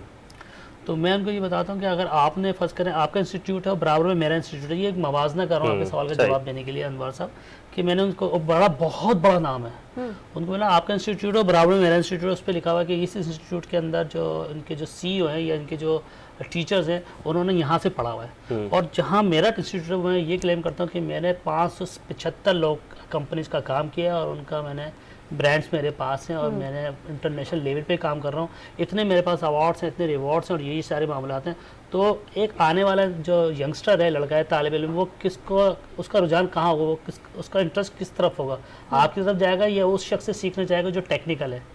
ٹھیک ہے، کیونکہ جو لوگ ہوتے ہیں وہ تو ایک ہائر کرتے ہیں لوگوں کو نا، اور وہ پڑھ کے ہی نکلتے ہیں اور ان کو تو چاہیے ہوتا ہے کہ ہمیں کوئی ٹیکنیکل چیزیں ملے، لیکن اس ٹیکنیکل سیکھنے سکھانے کے عمل میں حق تلفی اس کی ہو جاتی ہے جو آپ سے ٹریننگ لینے کے لیے آتا ہے. تو راتن دن یہ زیادہ بہتر ہے کہ آپ کے پاس ایکسپیرینس ہو، آپ نے بہت ساری کمپنیز کے لیے کام کیا ہو، آپ کے پاس ٹیکنیکل کام ہو، آپ نے برانڈنگ کا کام کیا ہو، آپ نے سوشل میڈیا کا کام کیا. اس سوشل میڈیا کے اندر بھی بہت سارے ڈپارٹمنٹ ہیں، ڈیجیٹل مارکیٹنگ اور سوشل میڈیا کے متعلق اگر کسی سے ڈفرینس لے لیں تو وہ مشکل ہو جاتا ہے. پرنٹ میڈیا اور الیکٹرانک میڈیا تو لوگ بتا بھی دیتے ہیں، تو بڑا فقدان ہے. سوشل میڈیا ڈیجیٹل میڈیا میں فرق نہیں کیا جا سکتا. دیکھیں نا یوٹیوب کے ذریعے، اور جیسے آپ نے ووٹنگ کی بات کی، الیکٹرانک ووٹنگ کی، تو میرے ذہن میں وقت حاضر کے حوالے سے یہ آتا ہے کہ سیاست میں ہے رواداری، وہ جانتا ہے، وہ روزے تو نہیں رکھتا مگر افطاری جانتا ہے. ووٹنگ کی بات کر رہے تھے تو تھوڑی سی ووٹنگ ہم اپنے پروگرام کے حوالے سے بھی آپ سے لینا چاہیں گے. آپ ایپس کے بارے میں بتاتے ہیں، ہم کوئی بھی ایپ ڈاؤن لوڈ کرتے ہیں، اس کو یوز کرتے ہیں، تو وہاں پر وہ ہمیں دیتا ہے کہ آپ اس کو کتنے مارکس میں ریٹ کریں گے یا کتنے سٹارز دیں گے. آپ ہماری اس ٹرانسمیشن کو کس حوالے سے ریٹ کریں گے؟ جی اس ٹرانسمیشن کو دیکھیں، کیونکہ میں خود اس ٹرانسمیشن کا پینلسٹ ہوں اور 30 دن کے لیے میں یہاں پر ہوں، مختص ہوں. لیکن ظاہر بات ہے میں لوگ سننے والے یہ بھی سوچ کرتے ہیں کہ ظاہر بات ہے جس پروگرام میں آپ بیٹھے ہیں تو اس کی تو آپ تعریف ہی کر رہے ہوتے ہیں. لیکن میں ٹیکنیکل طریقے سے اس کو بتانے کی کوشش کروں گا کہ آپ جتنے بھی اس وقت ٹرانسمیشن ہو رہے ہیں بہت اچھا، سبھی لوگ بہت اچھا کام کر رہے ہیں. لیکن بات یہ ہے کہ اس کے جو سبجیکٹ ہے، اس کے جو موضوعات ہیں، وہ اس کی نظیر نہیں ملتی. کیونکہ ہمارے پروگرام کے اندر جیسے ابھی سر آئے ہیں، بنارسی کپڑے کی اگر بات ہو رہی ہے، ٹھیک ہے نا، تو بنارسی کپڑا دیکھنے کے بعد مجھے یہ بار بار اپنے سوٹ کو دیکھ رہا ہوں کہ مجھے تو یہ کہا گیا تھا یہ بنارسی سوٹ ہے. اور ایک اور کپڑا جو میں نے لاسٹ ٹائم پہنا تھا اس کے اندر انگوٹھی میں سے وہ کپڑا نکل آتا ہے، اس کی پہچان تھی. تو میں نے سر سے پوچھ لوں گا کہ واقعی بنارسی کپڑا ہے. سر کا بھی کپڑا بڑا مجھے بنارسی ٹائپ سے ہی لگ رہا ہے اور بڑا اسٹائلش. اور پھر آپ یہ دیکھیں علامہ صاحب کہ ہندوستان میں جس اسٹائل سے مغل کے دور میں پہنا جاتا تھا، جس شلوار قمیض، پھر اس کے ہمارے بہت بڑے سیلیٹر ہیں، ان کا روایت ہی یہی ہے بزرگوں کی طرف سے کہ وہ قمیض اور اس کے ساتھ وہ پاجامہ جس طریقے سے ہوتا ہے وہ پہنتا ہے. اور حضرت کو بھی میں نے دیکھا تو ماشاءاللہ اسی روایت کو جاری رکھا ہوا ہے. مجھے تو خوشی یہ ہوئی کہ مجھے آج پتہ چلا، میں خود مغل ہوں، الحمدللہ شجرہ بھی ہے میرے پاس، تو مجھے آج پتہ چلا کہ بنارسی کپڑے کی صنعت کو جو ایک اچھے طریقے سے بادشاہی طبیعت تو آپ کے اندر مجھے نظر آتی ہے، پہنچایا ہے، وہ اکبر بادشاہ نے پہنچایا. ایسے ہی ہے. کیا کہنا جناب؟ جی تو میں کنٹینیو کروں. دیکھیں ہمارے اس پروگرام کو اس طریقے سے دیکھ لیجئے، کوئی بھی جائے اور یوٹیوب پہ جائیں، فیس بک پہ جائیں اور ہمارے جو سبجیکٹ ہیں، ہمارے جو موضوعات ہیں ان کو سرچ کریں، آپ کو عشق سیام پہلے نمبر پہ نظر آئے گا. آج جا کے آپ سرچ کر لیجئے، چیک کر لیجئے. اور تو ظاہر بات ہے اس میں ہمارے جو موضوعات ہیں اس میں بھی میں ابھی جیسے میں نے ابھی یہاں کے جو پروڈیوسر ڈائریکٹر ہیں، صبح ہی دن کے اندر ہی میری بات ہو رہی تھی، یہاں پہ بہت سارے ہوسٹ ہیں جو تصویریں اپنی تصویروں کو اپلوڈ کر رہے ہیں. اگر وہ جو موضوعات والے لوگ ہیں ان کو بھی ایڈ کر لیں مزید. اور ابھی تو نمبر 1 پر ہے نا الحمدللہ. اور وینس چینل کی بات اگر میں کروں تو وینس چینل کی اب تک کی ہسٹری کے اندر یہ سب سے مقبول ترین اور سب سے زیادہ دیکھا جانے والا سیگمنٹ ہے. مورہ ہوں ہنر سے میں سراپا عیب ہوں اکبر، عنایت ہے آہبہ کی اگر اچھا سمجھتا ہے. کیا کہنا ماشاءاللہ. جناب میں آؤں گا علامہ عتیق الرحمن ضیاء صاحب کے پاس اور یہی پوچھنے کی کوشش کروں گا علامہ صاحب، اعتکاف کے حوالے سے بھی ہمارے جتنے بھی نوجوان اور بزرگ حضرات اعتکاف میں بیٹھے ہیں. ایک عمومی رائے یہ پائی جاتی ہے کہ لوگوں کو قرضہ دینا ہوتا ہے اس لیے وہ 10 دن کے لیے اعتکاف میں, اگر میں منفی پہلو کی طرف جاؤں, اور یہ ہے بھی حقیقت ہمارے کپڑا بھی دور کی, گیا آج میرے پاس. ہاں 10 دن کے لیے اعتکاف میں بیٹھ جاتے ہیں. 12 کپڑے لے کے جو ہے نا درزی 12 کپڑے لے کے اعتکاف میں جا رہے بالکل. اور کسی نے قرض دے رہا ہے وہ اپنا موبائل آف کر کے اعتکاف میں بیٹھ جاتے ہیں جناب کے ابھی اعتکاف میں, اور کسی نے اپنی ذرا آؤٹنگ کرنی ہوتی ہے اس نظریے کو بھی لے کے وہ اعتکاف میں بیٹھ جاتے ہیں. مگر دین نے کیا کہا ہے کہ اعتکاف میں اگر بیٹھنا ہے تو کیا چیز ہے جس کے اوپر آپ نے سب سے زیادہ ترجیحات کی حامل رکھنا ہے؟ دیکھیں, اعتکاف کا مطلب یہ ہوتا ہے کہ آپ دنیا اور دنیاوی تمام چیزوں سے ہٹ کر ایک جگہ اکٹھے ہوں, یا ایک جگہ اپنا ایک یعنی کہ ایک سمجھ لیں چھوٹا سا گھر بنا لیں 10 دن کا, اور اس میں آپ نے صرف اور صرف خالصتاً اللہ کی عبادت کرنی ہے, اپنے جسم کے ساتھ بھی, اپنے روح کے ساتھ بھی, اپنے حواس خامسہ کے ساتھ بھی اپنے اللہ کا ذکر کرنا ہے, اللہ کی عبادت کرنی ہے. کیونکہ یہ جو آپ 10 دن چھوڑ کے آئے ہیں نا سب کچھ, اس کا مطلب یہی ہے کہ آپ نے خود کو اللہ کے حوالے کر دیا. اب موجودہ دور, موجودہ معاشرہ اس قدر خراب ہوتا جا رہا ہے کہ ہم جو ہے ایک صرف اسلامک ٹیگ لگانے کے لیے اعتکاف بیٹھ رہے ہوتے ہیں, اور پھر ہماری واہوائی ہو رہی ہوتی ہے, وہاں سوشل میڈیا کا استعمال ہو رہا ہوتا ہے, وہاں تصویریں کھنچ رہی ہوتی ہیں, وہاں اخباریں پڑھی جا رہی ہوتی ہیں, سارے کام مسجد میں آرام سے ہو رہے ہوتے ہیں. اور خصوصاً والدین کیا کرتے ہیں, جی ہمارا بچہ تو اعتکاف بیٹھا, بہترین قسم کے کھانے جو ہے وہ بنا کر بھیج رہے ہوتے ہیں. او بھائی, وہ اعتکاف بیٹھا ہے, وہ اللہ کے لیے بیٹھا ہے. اس کے بعد جب وہ اعتکاف سے اٹھ کے آئے گا تو جناب تصویریں کھینچی جائیں گی, ہار پہنائے جائیں گے. بالکل ایسے ہی ہوتا ہے. بعض لوگ تو ایسے ہیں وہ مٹھائیاں لے 4 کر آتے 5 ہیں 6 اکٹھے ہو مبارکباد کے دینے کے لیے. پوری گلیوں میں گھوم کے ڈھول بھی بجاتے ہیں. اچھا, کیا خرافات کر کے رکھی ہوئی ہیں. آپ اللہ کے لیے اعتکاف بیٹھ رہے ہیں یا لوگوں کے لیے بیٹھ رہے ہیں؟ تو خدا را ان چیزوں کو, ان رسومات سے ہٹنے کی کوشش کریں, تاکہ آپ ایک چھوٹی سی بھی عبادت کر رہے ہیں نا, اس کا بھی اجر اللہ تبارک و تعالیٰ آپ کو صحیح پیمانے پہ عطا کر سکیں. ماشاءاللہ. بالکل ہمارے ساتھ جناب اویس صاحب موجود ہیں. میں آپ سے پوچھنا چاہوں گی, جس صنعت کے حوالے سے ہم بات کر رہے ہیں, بنارسی صنعت کے حوالے سے بات کر رہے ہیں, کیا اس کے شروعاتی دور میں کوئی اچھا, ٹیکسٹائل انڈسٹری کا اس وقت زوال بھی چل رہا ہے. سب سے پہلے میں دیکھنا چاہوں گا کہ جس طریقے سے ڈاؤن فال ہو رہا ہے, اور انڈسٹریز پاکستان میں بالخصوص فیکٹریز بند ہو رہی ہیں ٹیکسٹائل کی, اس کی وجوہات مین کیا ہے؟ پہلے میں ان کے سوال کا جواب دے دوں. یہ اللہ کا کروڑ احسان ہے کہ اس وقت پاکستان مطلب معاشی مسائل سے جس طرح گزر رہا ہے, لیکن اس میں کروڑ احسان اللہ پاک کا کہ ٹیکسٹائل کو کافی حد تک سہارا بنارسی کپڑے نے دیا ہے. ابھی کوئی بھی آپ برانڈ لے لیں, بڑے سے بڑا فیشن ڈیزائنر لے لیں, بلکہ کوئی بھی فیشن ڈیزائنر اس وقت تک بڑا ہو ہی نہیں رہا ہے جب تک وہ بنارسی کپڑے کے اوپر تب آزمائی نہیں کر رہا ہے. تب آزمائی نہیں کر رہا ہے, کیونکہ ناظرین محترم یہ سنت بھی ہے, کپڑوں کی تجارت, اور یہ سنت ہے بالکل, اور یہ کاروبار میں بہت برکت ہے. اور اس میں نے جتنے بھی لوگوں کو, میرا محاسبہ ہے یہ کہ جتنے لوگوں کو میں نے نیک نیتی کے ساتھ اپنا گول سیٹ کرتے ہوئے دیکھا ہے, اور اس پہ بالکل پلاننگ اور اسٹریٹجی کے ساتھ کام کرتے ہوئے دیکھا ہے, اللہ پاک نے ان کو بہت کامیابی دی ہے. مائنس سے سٹارٹ ہوا, 100 پہ پہنچے. مائنس سے سٹارٹ کیے ہوئے میں نے لوگوں کو دیکھا ہے کہ جنہوں نے ایک چھوٹی سی دکان سے سٹارٹ کیا, بڑی بڑی مینوفیکچرنگ انڈسٹریز انہوں نے لگا دی, اور بہترین طریقے سے ملک کی معیشت میں بھی کرامت ثابت ہو رہا ہے. ناظرین محترم, کیوں نہیں کرامت ثابت ہوں؟ کیونکہ یہی ہمارے ملک کے فخر ہیں, یہی ہمارے ملک کے اثاثہ ہیں, جن کی وجہ سے آج ہمارے ملک کے اندر کوئی ایک امید قائم ہو سکتی ہے, معاشی طور پہ کوئی بہتری آ سکتی ہے. اور اسی طریقے سے اگر ہم بات کریں السید ریئل اسٹیٹ اینڈ ڈیولپرز کی, ایمس ڈیولپرز اینڈ بلڈرز کی, جو کہ 20,000 روپے ماہانہ پہ گھر بھی دے رہا ہے, چھت دے رہا ہے, غریبوں کے لیے. وہ غریب جس کے پاس جس کی خواہش ہے زندگی میں کہ کبھی میرے سر چھپانے کے لیے چھت مل جائے, کبھی میرا اپنا ذاتی مکان ہو جائے, تو یہ ایمس ڈیولپرز اینڈ بلڈرز جو ہے یہ ان کو رہائش گھر اور تعمیر کرنے کے لیے بہت ساری سہولت مہیا کر رہے ہیں. ناظرین محترم, اسی کے ساتھ میں شکر گزار رہوں گا رازمین فوڈ کا, جو کہ بہت بہترین اور بہت زبردست اور بہت اچھی پروڈکٹ پہ کام کر رہے ہیں, اور بہت ہائیجینک پروڈکٹ پہ کام کر رہے ہیں. اس کے ساتھ میں شکر گزار رہوں گا الحنیفہ فوڈ کا, جو کہ کراچی کی اور کراچی بھر سے باہر اور پاکستان سے بھی باہر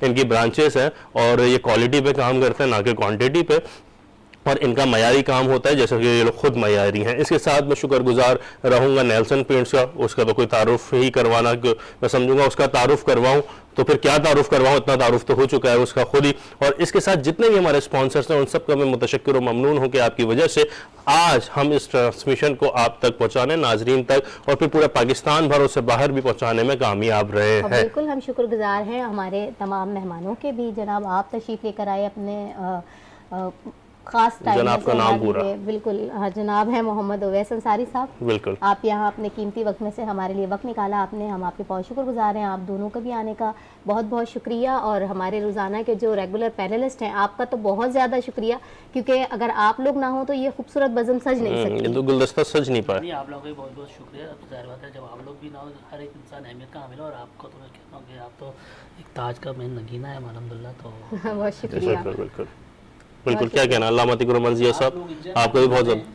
ہاں جی, آپ لوگ انجن ہیں, حافظ صاحب انجن ہے. ماشاء اللہ. ناظرین محترم, اب تک کے لیے آپ سے ملاقات ہوگی ایک نئے موضوع کے ساتھ, اور دوسرے پروگرام میں یہاں پہ آپ کو دیگر ہوسٹ اور جو بھی ہوسٹ ملیں گے وہ بھی آپ کو دین کی بات اور آپ کی بہتری کی بات, انفرادی ترقی ترویج کی بات کرتے ہوئے نظر آئیں گے. ناظرین محترم, اپنا خیال رکھیے گا, اپنے سے بڑھ کے خیال رکھیے گا اپنے ایمان کا, اسلام کا اور اس پاکستان کا. السلام علیکم ورحمۃ اللہ. وعلیکم السلام ورحمۃ اللہ.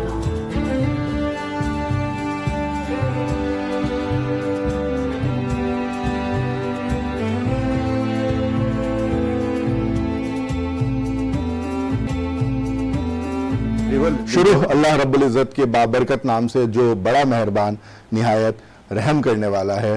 درود و سلام محمد و آل محمد صلی اللہ علیہ وآلہ وسلم کی ذات اقدس پر. ناظرین محترم, وینس ٹی وی کی اسکرین پہ آپ کا میزبان تیمور اکرم آپ کو ایک دفعہ پھر خوش آمدید کہتا ہے. میرے ساتھ میری ساتھی میزبان صاحبہ موجود ہے. ناظرین محترم, عشق سیام اپنی خوبصورت ٹرانسمیشن کے ساتھ رواں دوا ہے. آج بھی ہمارے پاس کچھ خوبصورت گیسٹ موجود ہیں, لیکن اس سے پہلے مجھے اللہ کے نبی آقا و مولا حضرت جناب محمد رسول اللہ صلی اللہ علیہ وآلہ وسلم کی وہ حدیث یاد آ گئی جس کا مفہوم ہے کہ اللہ کے نبی نے فرمایا کہ اگر میری ماں زندہ ہوتی تو تم دیکھتے میں عشاء کی فرض نماز پڑھ رہا ہوتا اور میری ماں مجھے آواز دیتی, بیٹا محمد, میں نماز توڑ کر اپنی ماں کو کہتا لبیک اماں جی. تو اللہ کے نبی نے ماں کے مقام کو, ماں کی اہمیت کو اور ماں کے مرتبے کو اس طرح سے سمجھانے کی کوشش کی ہے. ایک موقع پہ فرمایا, کسی صحابہ نے پوچھا یا رسول اللہ قیامت کب آئے گی؟ اللہ کے نبی نے فرمایا کہ جب ماؤں کو ذلیل کیا جائے گا قیامت آ جائے گی. اور بدقسمتی سے آج ہماری ماؤں کو اس طرح سے ذلیل کیا جا رہا ہے, اس طرح سے بچوں کا اپنی ماؤں کے ساتھ رویہ ہے. یقیناً یہ ہمارے آقا و مولا حضرت جناب محمد رسول اللہ صلی اللہ علیہ وآلہ وسلم کی آنکھوں کی ٹھنڈک کا باعث نہیں بنے گا. ماں کی اہمیت پر کچھ گفتگو آج ہم اپنے پینلسٹ کے ساتھ بھی کریں گے, لیکن اس سے پہلے میں آپ کو اپنے پینلسٹ کے انٹروڈیوس کروا دوں. میرے ساتھ میری مہمان آر جے سدرا طاہر صاحبہ موجود ہیں. پہلی دفعہ آپ نے ٹرانسمیشن میں ہمیں جوائن کیا ہے. آپ R J F M 101 Karachi ہیں اور آپ موٹیویشنل اسپیکر ہیں, رائٹر ہیں, سنگر ہیں, ناتھواں ہیں, وائس اوور آرٹسٹ ہیں, فری لانس جرنلسٹ اور ہوسٹ بھی ہیں, اور ملٹی ٹیلنٹڈ شخصیت کی مالکہ ہیں آپ. اور ہمارے ساتھ محمد اویس انصاری صاحب موجود ہیں. السلام علیکم سر, آپ کو بھی ٹرانسمیشن میں خوش آمدید کہتے ہیں. آپ جوائنٹ سیکرٹری ہیں بنارسی کلاتھ کے. اور ہمارے ساتھ ہمارے ریگولر پینلسٹ جناب عدنان شیخ صاحب موجود ہیں, آئی ٹی ایکسپرٹ. سر آپ کو بھی خوش آمدید. اور اس کے ساتھ عتیق الرحمن ضیاء صاحب موجود ہیں. السلام علیکم سر, آپ کو بھی خوش آمدید. اور اسی کے ساتھ ہمارے پروگرام میں شرکت کی ایک بہت ہی اچھی نعت خوار ہیں, ان کا نام علیز رمضان انصاری صاحبہ. میں چاہوں گا کہ آپ نعت شریف پڑھیں. حضور ایسا کوئی انتظام ہو جائے, حضور ایسا کوئی انتظام ہو جائے, سلام کے لیے حاضر غلام ہو جائے, حضور آپ جو سن لے تو بات بن جائے, حضور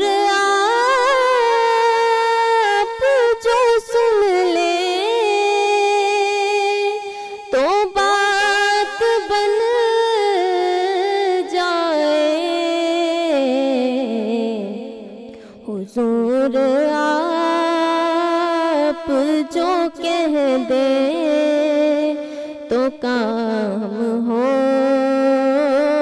जाए। मैं सिर्फ देख लूं एक बार सुबह तैबा को, मैं सिर्फ देख लूं एक बार सुबह तैबा को। हुजूर आप जो कह दे तो काम हो जाए। फरिश्ते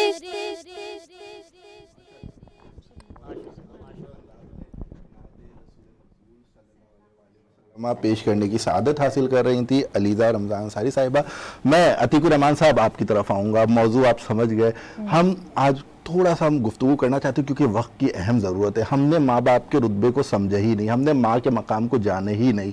अल्लाह के नबी ने फरमाया कि तुम पर सबसे ज़्यादा एहसान तुम्हारी माँ का है, तुम पर सबसे ज़्यादा हक तुम्हारी माँ का है। क्यों आज हम जो है, और कुरान शरीफ में तो यहाँ तक आया है कि उफ तक ना कहो, तो इस पर थोड़ी सी गुफ्तगू करें। बिस्मिल्लाहिर्रहमानिर्रहीम। कुरान मजीद के अंदर एक लफ्ज़ अल्लाह तबारक व तआला ने माँ और बाप के लिए इरशाद फरमाया कि उफ़्फ़िल लकुम वला तनहर, अल्लाहु अकबर, कि उन्हें किसी भी अंदाज से उफ तक ना कहो। जी। अब चूँकि हमारे मुआशरे का तकाजा ही कुछ बदल सा गया है कि हम अपनी बात को तरजीह देने के चक्कर में जो है वो अपने माँ बाप की जो तरजीहात होती हैं उनको पसे पुश डाल देते हैं। नबी पाक सल्लल्लाहु अलैहि वसल्लम के पास एक शख्स आए, एक सहाबी आए, फरमाया या रसूलुल्लाह सल्लल्लाहु अलैहि वसल्लम, मेरी माँ का और मेरे बाप का मुझ पर कितना हक है? तो आपने फरमाया कि तुम्हारी माँ का तुम पर हक है। आपने ये इरशाद 3 दफ़ा फरमाया कि तुम्हारी माँ का तुम पर हक है, और चौथी दफ़ा फरमाया कि तुम्हारे बाप का भी तुम पर हक है। अब यहाँ पे थोड़ा सा मैं एक चीज़ बता दूँ कि माँ के कदमों तले जो है वो जन्नत करार दी गई है, उनकी खिदमत के कदमों तले जन्नत है। लेकिन आप ये बताएं कि उस जन्नत में जाने का जो दरवाज़ा है वो बाप है, वो बाप है। बिल्कुल। जन्नत की माँ कुंजी के बाप लिए है। बहुत सारी नज़में भी हैं, माँ के लिए बहुत कुछ है, मकाम बहुत आला है, इसमें कोई शक नहीं। बिल्कुल, ठीक है ना। आप देखें ना, इतना बड़ा मकाम आला जो है कि अंबिया भी हैं तो उनकी भी माएँ मौजूद हैं, और मैं तो ये समझता हूँ कि औरत को अल्लाह ने ये मकाम अता किया है। तो असल मसला ये है कि माँ के साथ साथ बाप को भी उतनी ही तरजीह दें, क्योंकि जब तक आप दरवाजे को सही नहीं करेंगे अंदर दाखिल नहीं हो सकेंगे जन्नत के। तो जिस तरह माँ है उसी तरह बाप को भी आपने उसी तरह तरजीह देनी है। उनके जो तजर्बात हैं उनसे आप सीखें। ये मत सोचें कि मैं 20 साल का हो गया हूँ, मैं 25 साल का हो गया हूँ, मुझे ज़्यादा तजर्बा है आजकल के दौर में।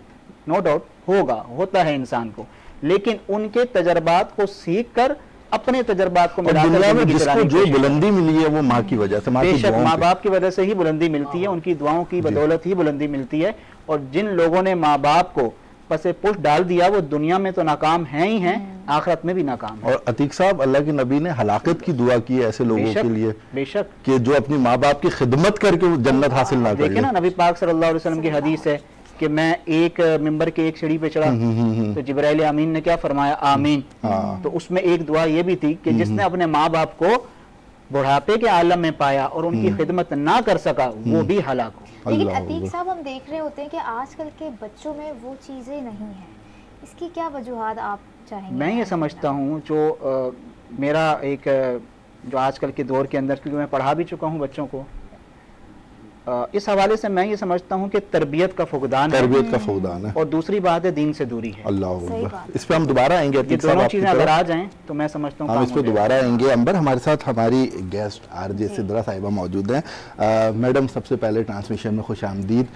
कैसा लग रहा है आपको ये ट्रांसमिशन? और थोड़ा सा आप बताएं, आप इतनी हमजहत शख्सियत हैं और आप इतनी फील्ड में तबाह आजमाई कर रही हैं, मल्टी टैलेंटेड शख्सियत हैं आप, تو یہ جرنی کہاں سے شروع ہوئی؟ اور آپ موٹیویشن بھی ہے یوتھ کے لیے، اور ہمارے پروگرام بنو یوتھ کی آواز اسپانسرڈ بائی، تو ہم یوتھ پہ زیادہ فوکس کر رہے ہوتے ہیں، اور آپ یوتھ کی ایک موٹیویشن ہے. تو بہت شکریہ کہ آپ لوگوں نے اتنے بہترین پروگرام میں مجھے مدعو کیا، یہ میرے لیے خوش نصیبی کی بات ہے. And thank you so much for asking me about my journey. تو بس کیونکہ میرے والد صاحب کا تعلق فیلڈ آف جرنلزم سے ہے، اور کچھ بچپن سے بھی شوق مجھے رہا. اسکول میں نعتیں پڑھا کرتی تھی، میلاد میں حصہ لیتی تھی، ملی نغموں کے مقابلوں میں حصہ لیتے مقابلہ تقریر وغیرہ وغیرہ. تو بس اسکول سے ہی آغاز ہوا. اس کے بعد باقاعدہ طور پر اپنی اللہ پاک نے آواز دی ہے تو اسے ثنا خوانی رسول کے لیے استعمال کرنا چاہیے. کچھ گلوکاری کا بھی شوق رہا ملی نغموں کی وجہ سے، تو باقاعدہ طور پہ سیکھتے گئے، اپنے آپ کو گروم کرتے گئے، کمپٹیشنز میں حصہ لیتے پھر نیپا گئے، اور اسی طرح سے یہ سلسلہ جو ہے چلتا رہا. اور پھر FM 101 کا تجربہ کیسا رہا آپ کا؟ بہترین تجربہ رہا ماشاء اللہ. اب تو 8 سال ہو چکے ہیں اس سفر کو. تو وہاں پر بھی میں ایک پروگرام میں ایز اے گیسٹ گئی تھی، وہاں سے شارٹ لسٹ ہوئی، پھر میرا آڈیشن ہوا، اور اس طرح سے میں ایک ریڈیو پریزنٹر بنی، اور تب سے لے کے اب تک یہ سلسلہ جاری و ساری ہے. تو جو خواتین یا جو لڑکیاں اس فیلڈ میں آنا چاہتی ہیں، وائس اوور آرٹسٹ بننا چاہتی ہیں، یا FM ریڈیو سے منسلک ہونا چاہتی ہیں، میڈیا انڈسٹری کے اندر آنا چاہتی ہیں، ان کو آپ کیا پیغام دیں گی کہ وہ کس ایریا میں زیادہ محنت کریں؟ بہت بہترین سوال آپ کا یوتھ کے حوالے سے جو آپ نے پوچھا. جو بچے اور بچیاں خاص طور سے اس فیلڈ میں آگے بڑھنا چاہتے ہیں، انہیں چاہیے کہ سب سے پہلے تو وہ ایک اچھے لسنر بنے. ٹھیک ہے. جب تک آپ اچھے لسنر نہیں ہیں، آپ نہ اچھا بول سکتے ہیں. اور مطالعے کو وسیع کرنا بہت ضروری ہے. میڈیا میں ہر کوئی شخص آج کل آنا چاہتا ہے، جس طرح سے ہم دیکھ رہے ہیں اسکرین پہ جو لوگ آ رہے ہوتے ہیں. بہت سارے لوگ ہمیں آپ لوگوں کو دیکھ کے ماشاء اللہ آپ اتنے ٹیلنٹڈ لوگ ہیں، میں خود کو اتنا ٹیلنٹڈ نہیں سمجھتی. آپ نے بہت بڑی بڑی باتیں میرے لیے کی، بہت شکریہ. تو میرا ان کو یہی پیغام ہے یوتھ کو، فوکس آن یور سیلف. اگر آپ کا کوئی خواب ہے اس کے لیے جد و جہد کریں، پڑھتے رہیں اور صحیح راستے پہ چلیں. ہر جگہ پہ اچھا اور برا سب چیز ملتی ہے. یہ آپ کے اوپر ہے کہ آپ کس طرح سے اپنے آپ کو گروم کرتے ہوئے، مطالعہ وسیع کرتے ہوئے، اپنے بڑوں کا ادب، اپنے سینئرز کی ساتھ آپ کوآرڈینیٹڈ رہیں. اور سب سے اہم چیز بادب بانصیب، بے ادب بے نصیب. بے نصیب. امبر تو یہ یوتھ کو بہت خوبصورت میسج دیا ہے. میں سمجھتی ہوں اتنے سارے کام کر رہی ہیں، واقعی ایک انسپریشن ہے. اس وقت ہمارے ساتھ عدنان شیخ بھی موجود ہیں. السلام علیکم عدنان صاحب، کیسے ہیں؟ عدنان صاحب بڑی جو ہے ایک میرے پاس ریکویسٹ آئی کہ عدنان صاحب سے ضرور پوچھیں. وہ یہ ہے کہ آج کل ایک یہ بھی ٹرینڈ چل گیا ہے کہ لوگوں کے اکاؤنٹس بہت ہیک ہو رہے ہیں، ایون واٹس ایپ بھی ہیک ہونے لگ گئے ہیں. کیا وجوہات آپ سمجھتے ہیں کہ کیوں اس طرح سے چیزیں ہو رہی ہوتی ہیں؟ پہلے میں چاہوں گی آپ فیس بک کا تھوڑا سا بتائیں، پھر ہم واٹس ایپ پہ آئیں. جی بہت بہت شکریہ امبر اور تیمور صاحب، بہت بہت شکریہ. بہت اچھا پروگرام چل رہا ہے الحمدللہ. جیسے کہ ابھی اس سے پہلے ٹرانسمیشن میں بتایا کہ الحمدللہ وینس کی تو ہسٹری میں سب سے بیسٹ پروگرام ہے ہمارا. جی الحمدللہ. ہمارے جو ٹاپکس ہیں وہ الحمدللہ بہت سارے، اور اس پہ خراج تحسین کے مستحق ہمارے آڈینس ہیں جو اس کو پسند کر رہے ہیں. اچھا سب سے پہلے تھوڑا سا مجھے چاہوں گا، تھوڑا سا ٹائم مجھے دیں. سب سے پہلے تو والدین کی وجہ انہوں نے تیمور صاحب نے ٹاپک کیا تھا، کیونکہ میں سوشل میڈیا ایکٹیوسٹ ہوں، اور ظاہر بات ہے میرے پاس الحمدللہ 500 سے زیادہ اکاؤنٹس ہیں، جس میں سے 13 اکاؤنٹ ایسے ہیں جو اولڈ ایج ہوم کے ہیں. ٹھیک ہے. میں اولڈ ایج ہوم پیجز جو ہے وہ مینیج کر رہا ہوتا ہوں، اور بڑے دکھ کے ساتھ ایسے ہے کہ جن کے بچوں نے والدین کو بے سہارا چھوڑ دیا، تنہا چھوڑ دیا، روڈوں پہ سڑکوں پہ چھوڑ دیا، ایون کہ ان کو مرنے کے لیے چھوڑ دیا. تو یہ اولڈ ایج ہوم جو ہے یہ ان کو پناہ دیے ہوئے، ان کو پتہ ہی نہیں ہے ان کے پاس کتنی بڑی دولت ہے. جی بالکل.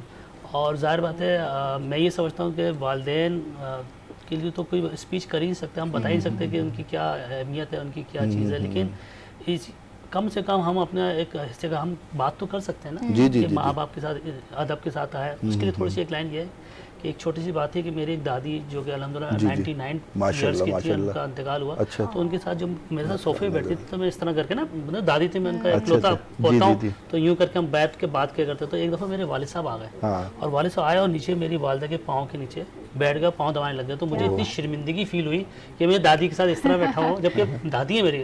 لیکن یاد رکھیں آپ کے گھر کا ماحول سب سے زیادہ اہم ہوتا ہے. آپ کو تربیت اگر گھر سے جب ملے گی, آپ اپنے والدین کی عزت کریں گے تو آپ کی جو اولاد ہے وہ آپ کی بھی عزت کرے گی. صحیح بات ہے, وہ جو دیکھ رہے ہیں پھر وہی وہ امپلیمنٹ کریں گے. جی ہاں, اب سوال کا جو جواب ہے دیکھیں میں نے پچھلے بتایا کہ واٹس ایپ کے تو سب سے پہلے تو جو لوگ ناظرین دیکھ رہے ہیں کئی دفعہ بتا چکا ہوں کہ واٹس ایپ پہ ریسٹرکشنز لگا دیجئے, 2-3 فنکشن اس فنکشن میں جائیں تاکہ آپ کا جو ڈیٹا ہے وہ آپ کا نہ آ جائے, کیونکہ وہ مسلسل آپ نے واٹس ایپ کو الاؤ کیا ہوا ہے کہ ہمارا ڈیٹا, ہماری وائس, ہماری ویڈیو, ہماری پکچرز, ہماری تمام ٹیکسٹ وغیرہ تمام چیزیں, ڈاکیومنٹس وغیرہ, وہ تمام چیزیں وہ یوٹیلائز کر سکتا ہے ایز اے تھرڈ پارٹی کسی کو. کیونکہ یہ جو فری آف کاسٹ اپلیکیشنس ہوتی ہیں یہ ہم سے کوئی چارج نہیں کر رہی ہوتی, لیکن یہ چارج کر رہی ہوتی کیونکہ ان کا لاکھوں کروڑوں اربوں کا ایک بجٹ ہے, اس پہ کام چل رہا تھا. ان کے بعد کون سے ریسورسز ہیں تو وہ ظاہر بات ہے تھرڈ پارٹی کو دے رہی ہوتی ہے. اور میں نے بتایا کہ اپلیکیشن نمبر 1 اپلیکیشن کے اوپر زور دیں, اپلیکیشن کو ڈاؤن لوڈ نہ کریں. خاص طور پہ فیس بک پہ, جیسے آپ نے کہا اگر فیس بک پہ کوئی اپلیکیشن آ رہی ہے اور وہ آپ کو بڑی اچھی لگ رہی ہے تو اس کو فوراً کلک نہ کریں, اس کو فوراً کلک نہ کریں, پہلے اس کو نوٹ کر لیں. اگر وہ واقعی بہت اچھی لگ رہی ہے اس کو پلے اسٹور پہ جا کے اس کو سرچ کریں اور وہاں سے اس کو ڈاؤن لوڈ کر لیجیے. اور واٹس ایپ کے بارے کچھ سیٹنگس ہیں آپ کی, کچھ اپنی سیٹنگس کے اوپر کنٹرول کر لیں تو آپ کا جو ڈیٹا ہے, آپ کی وائس ہے, آپ کی لوکیشن جو ہے, تمام چیزیں جاری ہوتی ہیں. تو سب سے پہلے جب تک ہم اس پہ عمل نہیں کریں گے تو ہمارا جو ڈیٹا تو جا ہی رہا ہے نا.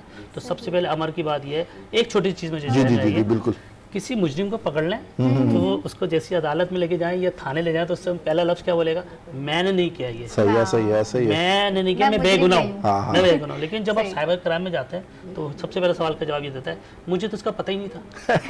وہ یہ نہیں کہتا کہ میں نے نہیں کہا, کہہ نہیں سکتا نا, لیکن وہ یہ کہتا ہے کہ مجھے تو اس کا علم ہی نہیں تھا کہ یہ بھی کوئی سائبر کرائم کے زمرے میں آتا ہے. تو نالج کی بہت زیادہ ضرورت ہے, ہماری پوری ایجوکیٹ کرنے کی ضرورت ہے کہ اس پروگرام کے توسط سے میری پوری کوشش تھی کہ الحمدللہ اور ابھی بھی ہے 23واں روزہ داخل ہو چکے ہیں, 23ویں روزے کے اندر 23 رمضان کے اندر کہ زیادہ سے زیادہ کس طریقے سے ہمیں سوشل میڈیا کا استعمال کرنا چاہیے, کون سی اپلیکیشن یا کس طریقے کی چیزیں اس کو ہم لوگ ڈاؤن لوڈ نہ کریں, کس طرح سے ہم اپنے آپ کو محفوظ رکھ سکتے ہیں, کتنا ٹائم اسپینڈ کریں. آخری ایک لائن اگر آپ اجازت ہو کہ سوشل میڈیا کا کم سے کم استعمال کریں. میں بار بار کہہ رہا ہوں, ابھی تک تو آپ نے یہ دیکھا ہوگا جو سوشل میڈیا ایکٹیوسٹ ہوتے ہیں کہتے ہیں سوشل میڈیا کا دور ہے, سوشل میڈیا زیادہ سے زیادہ استعمال کریں. لیکن وہ کچھ ریسٹرکشنز ایپ بھی تو آتی ہیں کہ ہم ٹائم لگا دیں کہ اس ٹائم سے اس ٹائم تک. نہیں, اس سے بھی میں اور آسان بتا. لیکن عدنان صاحب اب تو یہ ٹرینڈ چل گیا ہے کہ پہلے ہوتا تھا نیکی کر دریا پر ڈال, اب یہ ہے کہ نیکی کر سوشل میڈیا پہ ڈال. وہ تو ہم دیکھیں عادی ہو چکے ہیں, ہم ناشتہ کر رہے ہیں, چائے کا کپ ہے, بریک فاسٹ کر رہے ہیں تو تصویروں ڈالیں, ہم عادی ہو چکے ہیں. دیکھیں سب سے پہلے تو فیس بک کو جو ہے نا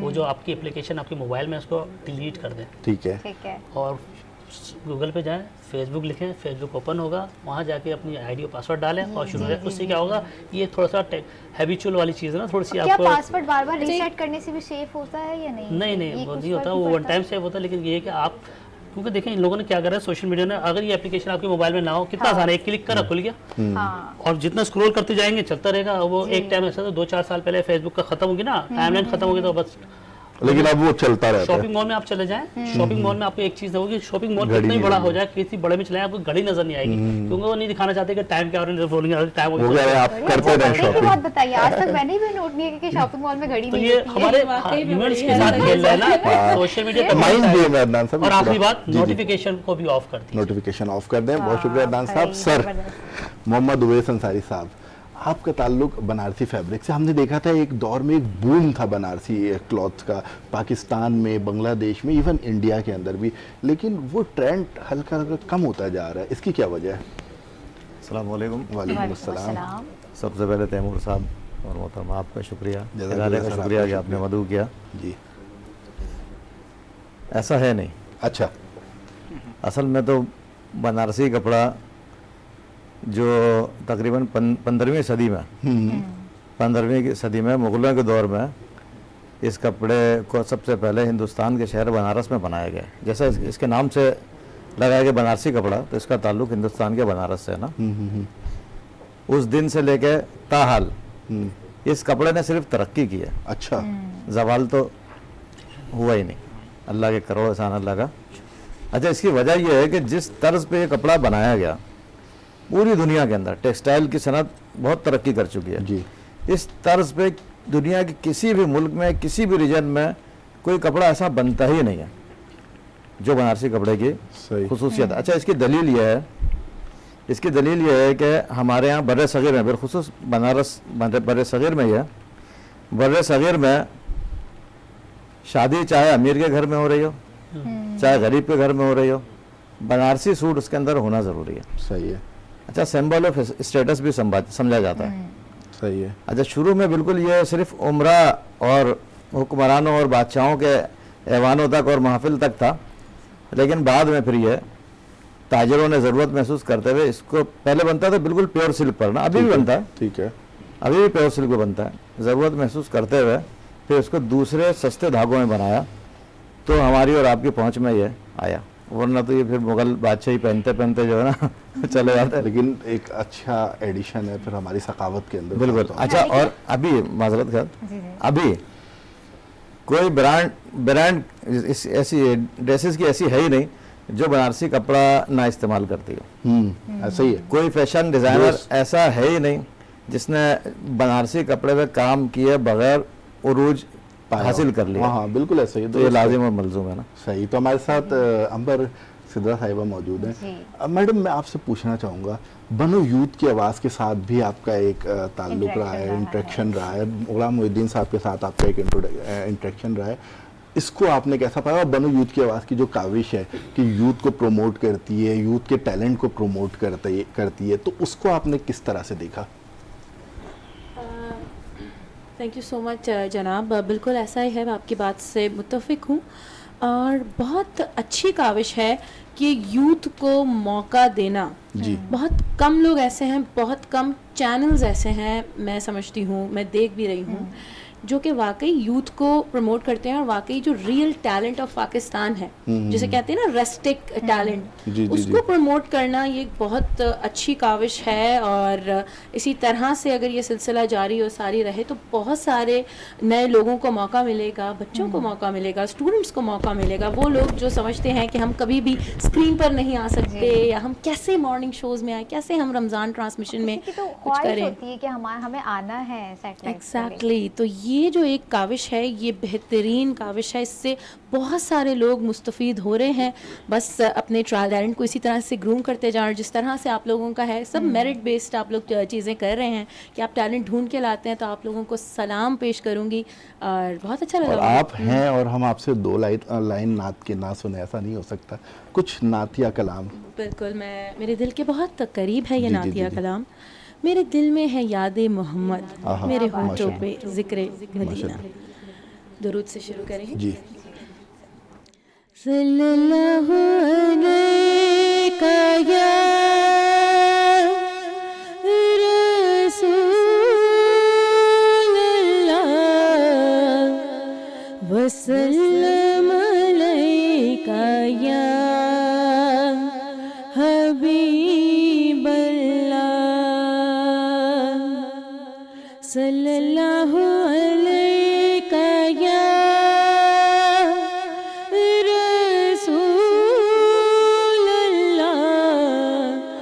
وسلم علیک یا حبیب اللہ.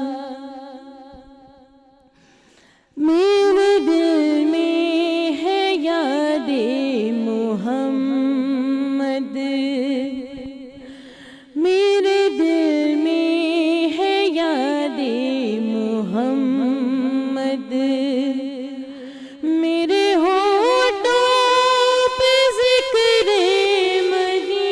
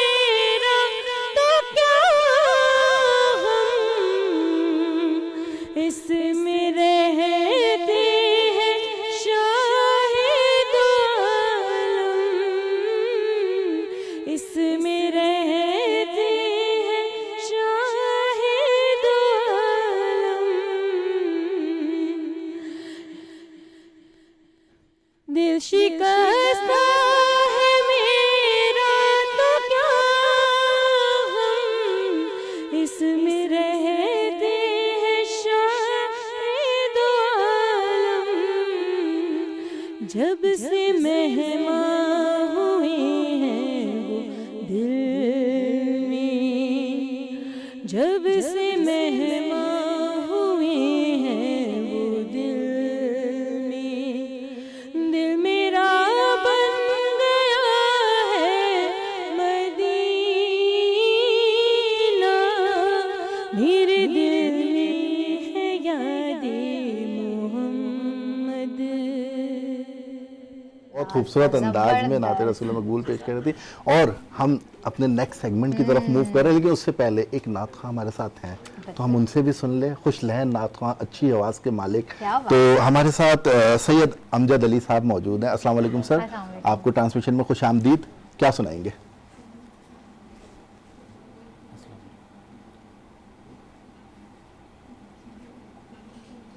جی جی جزاک اللہ۔ صلی علی نبینا صلی علی محمد،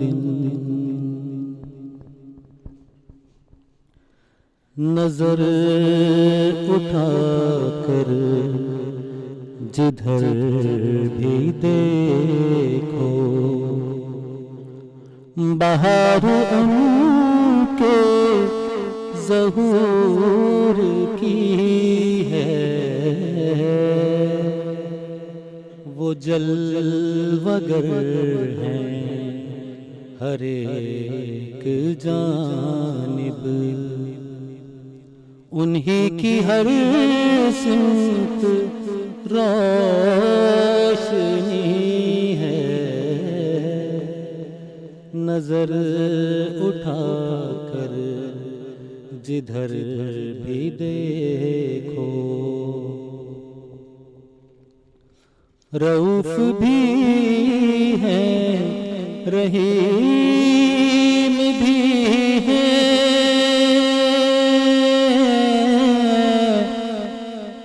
بڑے شفیق و کریم بھی ہیں، یہ ان کی رحمت کا ہے کرشمہ، کہ بات اب تک بنی ہوئی ہے، نظر اٹھا کر جدھر بھی دیکھو، ریاض تیری بساط کیا ہے،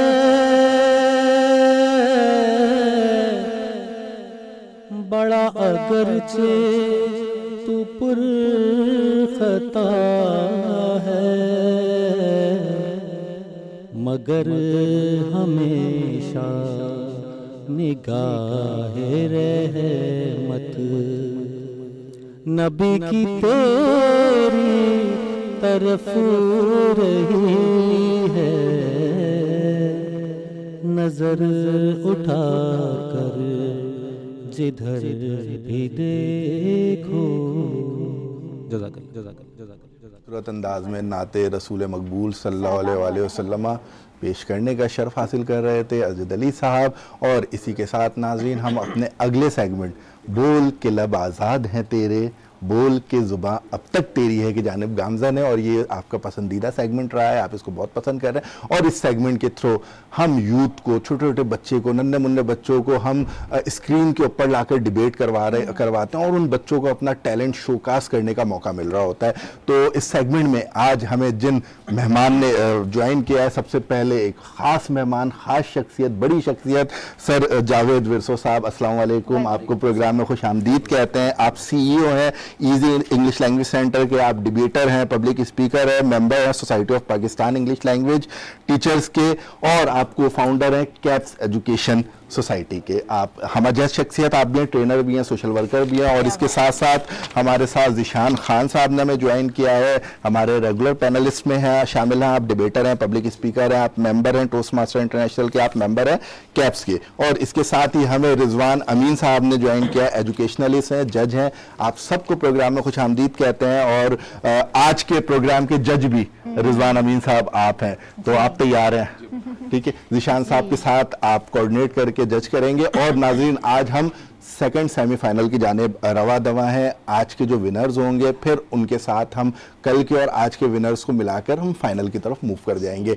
तो हमारे पास और आज यही बात नहीं, अगर हमारे जजेस तैयार हैं तो हमारे कंटेस्टेंट भी तैयार हैं तैमूर, और आज सब तैयारी के साथ हैं, और माशाल्लाह जी। कंटेस्टेंट खास तौर पे इसकी तैयारी कर रहे हैं, क्योंकि उनको पता है सेमीफाइनल है, इस स्क्रीन के जरिए पूरा पाकिस्तान उनको देख रहा है, उनको अपना टैलेंट शोकास करने का मौका मिलता है। तो पहला बच्चा हमारे पास कौन है? करवाएं, सबसे पहले कंटेस्टेंट को मैं बुलाना चाहूंगी, आजान जिनका नाम है। आजान को मैं प्रोग्राम में वेलकम कहूंगी। हाँ, अजान को हम चाहेंगे कि अजान आए, और हर बच्चे ने अंबर तैयारी की हुई होती है, और आज का भी कॉन्फिडेंस नाज़रीन आप लोग देखें, और अजान भी मेरे ख्याल से मुझे पूरी तरह से कॉन्फिडेंट लग रहे हैं, तैयारी भी है आपकी। बेटा आपके पास 2.5 मिनट होंगे, जब हम आपको गो हेड करें उस वक्त आपने अपनी तकरीर शुरू करनी है। 2.5 मिनट है आपके पास, और आपने जो है अपना नाम नहीं बताना, सही है, स्कूल का नाम नहीं बताना, और तकरीर शुरू करनी है। शुरू करें। तुम क्या जानो शबे कदर क्या है कैसी रात लोगो, तुम क्या जानो शबे कदर क्या है कैसी रात लोगो, 1000 साल से बेहतर है ये नूर की बरसात लोगो। माशाल्लाह। शबे कदर का इनाम है, जो मांगना है मांग लो मोमिनो, तफरके में ना पड़ो, अल्लाह की रस्सी को मजबूती से थाम लो मोमिनो। जनाबे सदर और मोअज़्ज़िज़ नाज़रीन, अस्सलाम वालेकुम। अस्सलाम। आज मुझे जिस मौजू पर लब खुशाई करने का मौका मिला है वो है शब कदर की फ़ज़ाइल और अहमियत। साथियों, रमज़ानुल मुबारक की रातों में से एक रात शब कदर कहलाता है, जो बहुत ही कदर और मंजिलत और खैर और बरकत वाली है। इस रात को अल्लाह ताला ने 1000 महीनों से अफजल करार दिया है। 1000 महीने के 83 बरस 4 माह बनते हैं, यानी जिस शख्स की ये एक रात इबादत में गुजरे उसकी 83 बरस 4 माह का जमाना इबादत में गुजरा, और 83 बरस का जमाना कम अज कम है कि जो कि खैर व मिन अल्फ शहर करके इस अमर की तरफ इशारा फरमाया गया कि अल्लाह करीम जितना ज्यादा अजर अता फरमाना चाहेगा अता फरमाएगा। इस अजर का अंदाजा इंसान के बस से बाहर है। साथियों, इमाम ज़बरी रज़ी अल्लाह ताला अन्हु फरमाते हैं कि कदर के मायने मर्तबा है, जो कि ये रात बाकी रातों के मुकाबले में शर्फ व मर्तबा के लिहाज से बुलंद है, इसलिए इसे लैलतुल कदर कहा जाता है।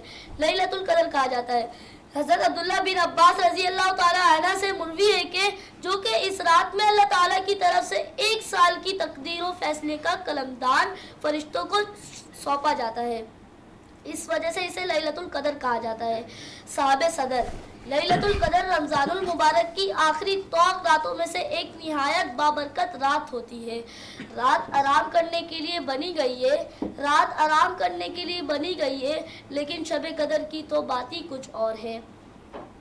अपनी तकरीर को इन अशार के साथ समेटता हूँ, अपनी तकरीर को इन अशार के साथ समेटता हूँ।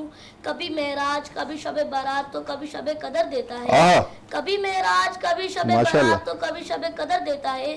कितना मेहरबान है ये रब, बख्शिश के हजारों वसीले देता है। माशाल्लाह, माशाल्लाह, क्या खूबसूरत। आंखों वाला तेरे जोबन का तमाशा देखे, आंखों वाला तेरी जोबन का तमाशा देखे, दीदाए कोर क्या नजर आए क्या देखे। शुक्रिया। माशाल्लाह, बहुत खूबसूरत तकरीर की बेटा आपने। आप पहले कंटेस्टेंट थे अंबर, दूसरे को बुला लें। दूसरे को बुलाएंगे, उनका नाम है हना यासीन। को मैं दावत देना चाहूंगी कि वो हन्ना यासीन साहिबा, हन्ना यासीन, और उनके पास भी सिर्फ 2.5 मिनट है अपनी तकरीर को। और हन्ना यासीन साहिबा, आप डाइस पर आ जाएं, आप मुझे बताएं तैयारी है आपकी, कॉन्फिडेंट हैं, रेडी हैं? 2.5 मिनट है आपके पास। हाँ, 2.5 मिनट है, नाम नहीं लेना, स्कूल का नाम नहीं लेना, गो एहेड। ना रहेगा ये सदा, कुछ ही दिन का मेहमान है, रहमतों से भर लो झोलियां, जा रहा माहे रमजान है।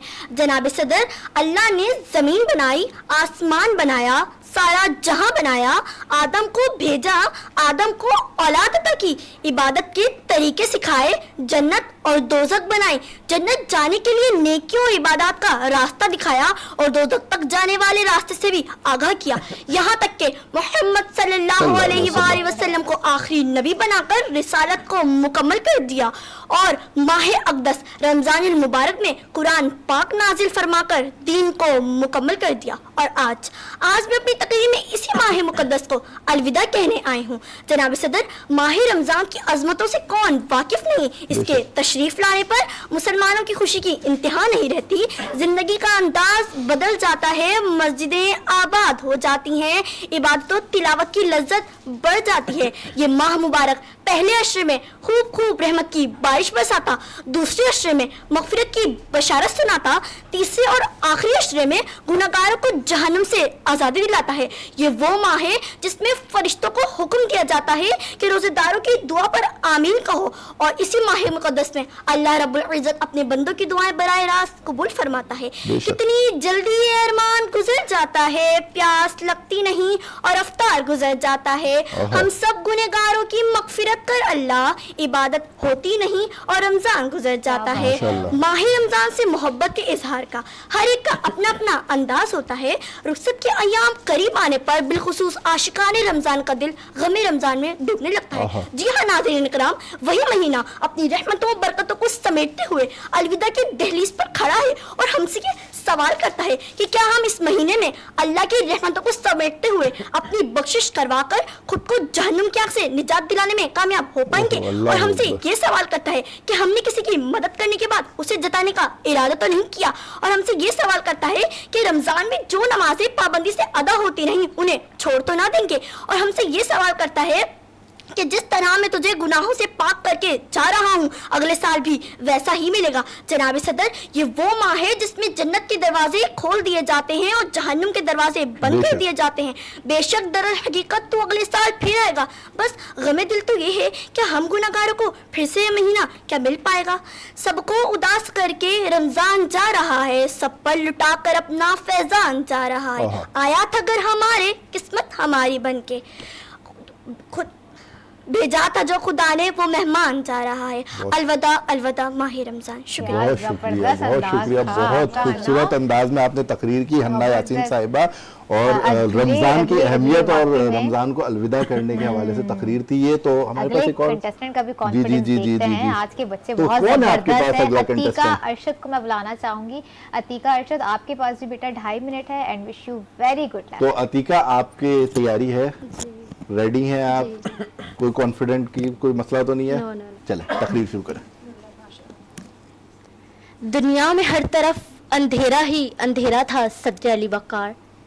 चांद था लेकिन बेनूर सा, तारे थे लेकिन बुझे से, आफताब था लेकिन डूबा सा, अक्लों पर पत्थर पड़े हुए थे, दिल उजड़े हुए थे। खिजा ने बहारों को लूटकर चमन वीरान कर दिया था कि अचानक मेरे प्यारे नबी की आमद हुई, जिन्हें रहमतुल लिल आलमीन बनाकर भेजा गया। वो रहमतुल लिल आलमीन जिसकी उंगली से सहरा में चश्मे फूटते हैं, वो रहमतुल लिल आलमीन जिसकी सवारी से बीमार ऊँटनी सेहतियाब हो जाती है, वो रहमतुल लिल आलमीन जिस पर बादल अपना साया करता है, वो रहमतुल लिल आलमीन जिसके पसीने अक़दस से खुशबू के खजाने फिजाओं को महकाते हैं, जिन्नात के काफले जिसके पयामे हक सुनने दरबारे आलीशान तशरीफ लाते हैं, जिसकी कुर्बत अबू बकर को सिद्दीक, उस्मान को गनी, उमर को फारूक और अली को शेर खुदा बना देती है, जिसकी निस्बत फातिमा को खातून जन्नत और हुसैन को सैयद शुहदा का दर्जा अता करती है। मैं उस रहमतुल लिल आलमीन की शान में क्या बयान करूं, मकामे महमूद जिसके इंतजार में है, शफाते कुबरा जिसके इंतजार में है, जन्नत बंद सवर कर जिसके इंतजार में है, वो ताइफ के मैदानों में पत्थर खाकर भी दुआ देने वाला, वो ओहद के पहाड़ों में दंदाने मुबारक शहीद करवा कर भी मुस्कुराने वाला, वो अपने चचा अमीर हमजा के कातिल को भी माफ करने वाला, वो उत्बा बिन उबैद जैसे मुनाफिक का जनाजा पढ़ाने का इरादा करने वाला। मेरे रब, जिनके जुल्फों की कसमें उठाएं, واللیل اذا سجا، میرے رب جن کے شہر کی قسمیں اٹھائیں، وہذا البلد الامین، جنہیں میرا رب کبھی حبیب کہے، کبھی خلیل کہے، کبھی طٰہٰ کہے، کبھی یاسین کہے، کبھی مزمل کہے، کبھی مدثر کہے. ہاں سجدہ علی وقار اسی رحمت للعالمین کو امت کے درد میں سجدوں میں روتا ہوا دیکھتی ہوں، مگر افسوس آج اس کی امت تفرقوں میں بٹی ہوئی ہے، ایک دوسرے کے لیے دلوں میں نفرت بھری ہوئی ہے.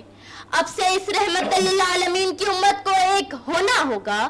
جس طرح لب سے لب ملتے ہیں نام محمد کے سبب، کاش ہم سب مل جائیں اس نام محمد کے سبب. ماشاءاللہ کیا خوبصورت میسیج ہے. جائیں اس نام محمد کے عتیقہ ارشد صاحبہ بہت خوبصورت تقریر کی آپ نے ماشاءاللہ، اور میں سمجھتا ہوں سر مقابلہ بہت سخت ہونے والا ہے آج. مجھے یہ لگ رہا ہے کہ ہمارے کنٹیسٹنٹ نے نا ہمارے ججز کا کانفیڈنس لیول شیک کر دیا ہے. تو ہمارے پاس آج کی لاسٹ کنٹیسٹنٹ جویریہ شاہ نواز کو میں پروگرام میں دعوت دوں گی. اور جویریہ آپ کے پاس بھی بیٹا 2.5 منٹ کا وقت ہے اپنی اسپیچ کو سم اپ کرنے کی. تیاری ہے جویریہ آپ کی؟ جی تیاری ہے، پر کانفیڈنس ہے، کوئی مسئلہ تو نہیں ہے. آپ نے اپنا نام نہیں بتانا، اسکول کا نام نہیں بتانا، بس تقریر شروع کرنی ہے. ٹھیک ہے چلیں. میرے آج کا موضوع سیرت نبی صلی اللہ علیہ وسلم ہے. دنیا میں ہر طرف اندھیرا ہی اندھیرا تھا. چاند تھا لیکن بے نور سا، تارے تھے لیکن بوجھے سے، آفتاب تھا لیکن ڈوبا سا، عقلوں پر پتھر پڑے ہوئے تھے، دل اجڑے ہوئے سے تھے. خزانے بہار کو لوٹ کر چمن ویران کر دیا تھا کہ اچانک میرے نبی حضرت محمد مصطفیٰ صلی اللہ علیہ وسلم کی آمد ہوئی، جنہیں رحمت للعالمین بنا کر بھیجا گیا. وہ رحمت للعالمین جس کی انگلی سے صحراؤں میں چشمے پھوٹتے ہیں، وہ رحمت للعالمین وہ رحمت للعالمین جس کی خوشبو. کنٹینیو کریں، آپ کنٹینیو کریں، آگے سے کنٹینیو کریں. ٹیک اے ڈیپ بریتھ. کوئی بات نہیں، گھبرانا نہیں ہے بیٹا. وہ رحمت للعالمین جس کی پسینہ اتھر خوشبو فضا کو مہکا دیتے ہیں، وہ رحمت للعالمین جس پر بادل اپنا سایہ کرتا ہے، جنات کے قافلے جس کے پیام حق کو سننے کے لیے دربار عالی شان میں تشریف لاتے ہیں، وہ جس کی قربت ابو بکر کو صدیق، عثمان کو غنی، عمر کو فاروق اور علی کو شیر خدا بنا دیتی ہے، جس کی نسبت فاطمہ کو خاتون جنت بنا دیتی ہے. میں اس رحمت للعالمین کی شان میں کیا بیان کروں؟ مقام محمود جس کے انتظار میں ہے، شفاعت کبریٰ جس کے انتظار میں ہے، جنت بند سور کر جس کے انتظار میں ہے، وہ طائف کے میدانوں میں پتھر کھا کر بھی دعا دینے والا، وہ احد کے پہاڑ پر دندان مبارک شہید کروا کر بھی مسکرانے والا، وہ مکہ فتح کر کے عام معافی کا اعلان کرنے والا. میرا رب جن کے شہر کی قسمیں اٹھائے، وہذا البلد الامین، جنہیں میرا رب کبھی حبیب کہے، کبھی خلیل کہے، کبھی یاسین کہے، کبھی مزمل کہے، کبھی طٰہٰ کہے. ارباب نظر کو کوئی ایسا نہ ملے گا، ارباب نظر کو کوئی ایسا نہ ملے گا، بندے تو بہت مل جائیں گے مولا نہ ملے گا. تاریخ اگر ڈھونڈے گی ثانیے محمد کو، تاریخ اگر ڈھونڈے گی ثانیے محمد کو، ثانی تو بڑی چیز ہے، سایہ نہ ملے گا، ثانی تو بڑی چیز ہے، سایہ نہ ملے گا. کیا خوبصورت تقریر. جس طرح لب سے لب ملتے ہیں نام محمد کے سبب، جس طرح لب سے لب ملتے ہیں نام محمد کے سبب، کاش ہم سب بھی مل جائیں اس نام محمد کے سبب، کاش ہم سب بھی مل جائیں اس نام محمد کے سبب. وما علینا الا البلاغ المبین. بہت خوبصورت تقریر کی. اور ججز صاحب، رضوان صاحب، ذیشان صاحب، آپ جب تک اپنے فیصلے صادر فرمائے، ہمارے ساتھ ایک گیسٹ ہے. تو جاوید صاحب میں آپ کی طرف آؤں گا. آپ نے تقریریں سنی، بچوں کا کانفیڈنس دیکھا، آپ کیا کہیں گے اس عمر کے بچے جب اس لیول پر آخر تقریریں کریں گے، اور جب یہ بچے جوان ہوں گے، بڑے ہوں گے، پاکستان کو پوری دنیا میں جا کے ریپریزنٹ کریں گے، تو ان بچوں کا فیوچر آپ کیا دیکھ رہے ہیں؟ اور بنو یوتھ کی آواز کی اس کاوش کے بارے میں بھی گفتگو فرمائیں. نہیں ہے نا امید اقبال اپنی کشتی ویرا سے، ذرا نم ہو تو یہ مٹی بڑی زرخیز ہے ساقی. اور خاص طور پر میں آج جو بچوں کی تقریریں سنی، اور یہ جو پلیٹ فارمز ہوتے ہیں، یہ جو رہنمائی ان کو یہاں پر مل رہی ہوتی ہے، یہ غالباً بڑی سالڈ اور بڑی زبردست ڈائٹ ہے. ان کی تعلیم کے ساتھ ساتھ تربیت جو ہو رہی ہیں، اور جس طرح سے ان کو الحمدللہ آگے بڑھنے کے مواقع دیے جا رہے ہیں، یہ بڑی زبردست ہے.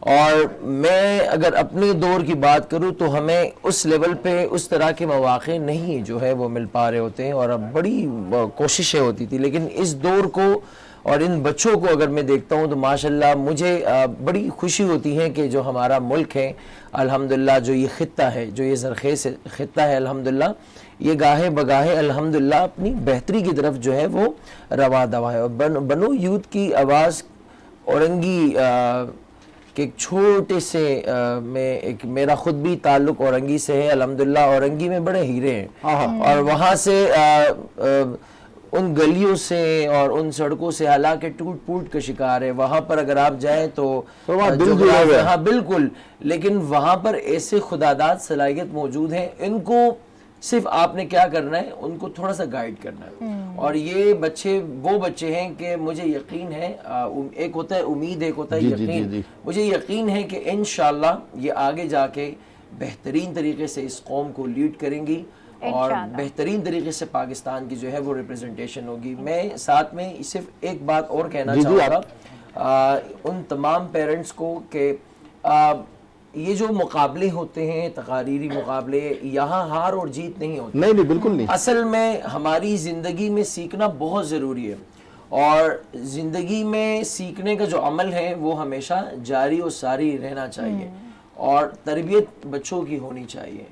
یہ تقاریری مقابلے صرف رٹ کے آ کے کرنا نہیں چاہیے. میں کہتا ہوں ہم گفتار کے غازی ہیں. یہ چیزیں ہمارے قول و فعل میں بڑا تضاد ہے. ہماری جو اگر اس قوم کی جو پستحالی اور خستحالی کو اگر میں دیکھوں تو اگر ہم آبزرو کریں اور انالائسس ہم کریں تو ہم قول ہمارے کچھ اور ہے، فعل کچھ اور ہے. تو ان الفاظوں کو نہ صرف بولنا ہے، ان کو اپنی رگوں میں جو ہے وہ سمانا ہے. محمد کی ذات کو میں کہتا ہوں نا، میں بار بار کافی جگہوں پہ بول چکا ہوں کہ یہ جو میم کا لفظ ہے، محمد کی ذات جو ہے وہ اپنی اندر سمانی ہے، اور آپ کی اندر جو محمد کی ذات آ گئی. اور میم کا لفظ بڑا بہترین لفظ ہے. میں کئی بار اس پر بات کر چکا ہوں کہ آپ کو اخلاق چاہیے، میم میں ملے گا. آپ کو کردار چاہیے، میم میں ملے گا. بے شک. آپ کو صبر چاہیے، میم میں ملے گا. آپ کو شفقت چاہیے، میم میں ملے گا. میم سے محمد مصطفیٰ صلی اللہ علیہ وآلہ وسلم. تو محمد ہماری، آپ کو پتہ ہے کہ وہ ہستی ہیں کہ جن کا نہ اس دنیا میں نہ آگے کوئی ثانی ہے. یہی ہمارے رول ماڈل ہیں. انہی کو لے کر چلیں، انہی کی زندگی کو سٹڈی کریں اور چیری پکنگ کریں. چیری پکنگ کا مطلب یہ ہے کہ جو بہترین چیزیں ہیں، اصل میں کرٹیسزم بہت ہے، اور کرٹیسزم کو لے کر میں صرف یہی کہنا چاہوں گا کہ اصلاح کرنا چاہیے بچوں کو. بچوں پر شفقت، جیسے محمد مصطفیٰ صلی اللہ علیہ وسلم میں آپ کو شفقت ملے گی، آپ کو انصاف ملے گا، برابری ملے گی، محبت ملے گی. تو ہمیں اس لیول پہ گراؤنڈ ریئلٹی کو ایکسیپٹ کرنا چاہیے. ہمیں ان بچوں کو صحیح طریقے سے دین اسلام کا بہترین ریپریزنٹیٹیو بنا کر دنیا کو بتلانا ہے کہ یہ ہمارے اساسے ہیں. ہماری تاریخ کیا ہے؟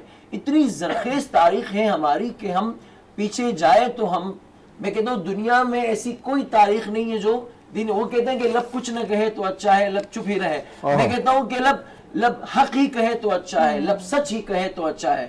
اور فتنے سے بری اس دنیا میں صرف دین اسلام ہی سچا ہے. اگر اپنی سچائی سے وفا کریں گے، اپنے ہیروز کو ڈھونڈنے نکلیں گے ان ویران گلیوں میں، ہم جا کے ذرا دیکھیں گے تو ہمیں اپنی زندگیوں میں نور، سکون، یہ سب کچھ ملے گا. جاوید صاحب بہت اچھی گفتگو کی. ایک لائن میں ہنا طاہر صاحبہ، اگر آپ ان بچوں کی، فضا طاہر صاحبہ معذرت، آپ اگر ان بچوں کی حوصلہ افزائی کے لیے کچھ فرما دیں.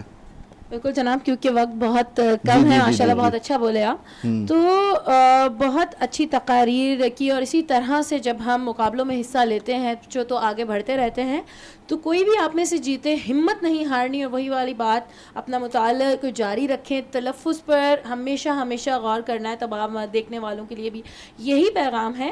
Focus on your self, groom your self. اور اللہ پاک جب ساتھ ہوں، والدین ساتھ ہوں، آپ کے اپنوں کی سپورٹ ساتھ ہو، تو آگے بڑھتے رہیں گے. اور جس بھی مقام پر پہنچیں، جو بھی لوگ تقاریر کرتے ہیں، مقابلوں میں حصہ لیتے ہیں، وہ یقینی طور پہ بڑے ہو کے کچھ نہ کچھ اہم شخصیات میں تبدیل تبدیل ہو جاتے ہیں تو کبھی بھی اپنے اندر غرور نہ لائیں اور کیا بات اپنی ہے. جڑوں کو ہمیشہ بہت اچھا میسج صدیہ صاحبہ کی جانب سے، جاوید صاحب کی جانب سے، اور یقیناً یہ بچوں کو موٹیویٹ بھی کرے گا. بالکل. اب ہمارے ججز کی طرف بڑھتے ہیں. میرے خیال سے ریزلٹ تیار ہے امبر. بالکل تیار ہے سر. پھر تھوڑا سا میرے خیال سے آج سخت فیصلہ ہوگا آپ کی جانب سے اور مارجن بھی کم ہوگا. اور سب سے پہلے تو میں یہ بتاتا چلوں کہ ذیشان صاحب نے جو رزلٹ بنایا ہے اور جو میں نے بنایا ہے ہم بالکل یکساں ہیں اور اس میں کوئی دو رائے نہیں ہے. اور ماشاءاللہ جس انداز میں تقریر کی گئی، مقررین جو تقریر کر رہے تھے ہمارے، کیا بہترین انداز تھا. All of those candidates deserve appreciation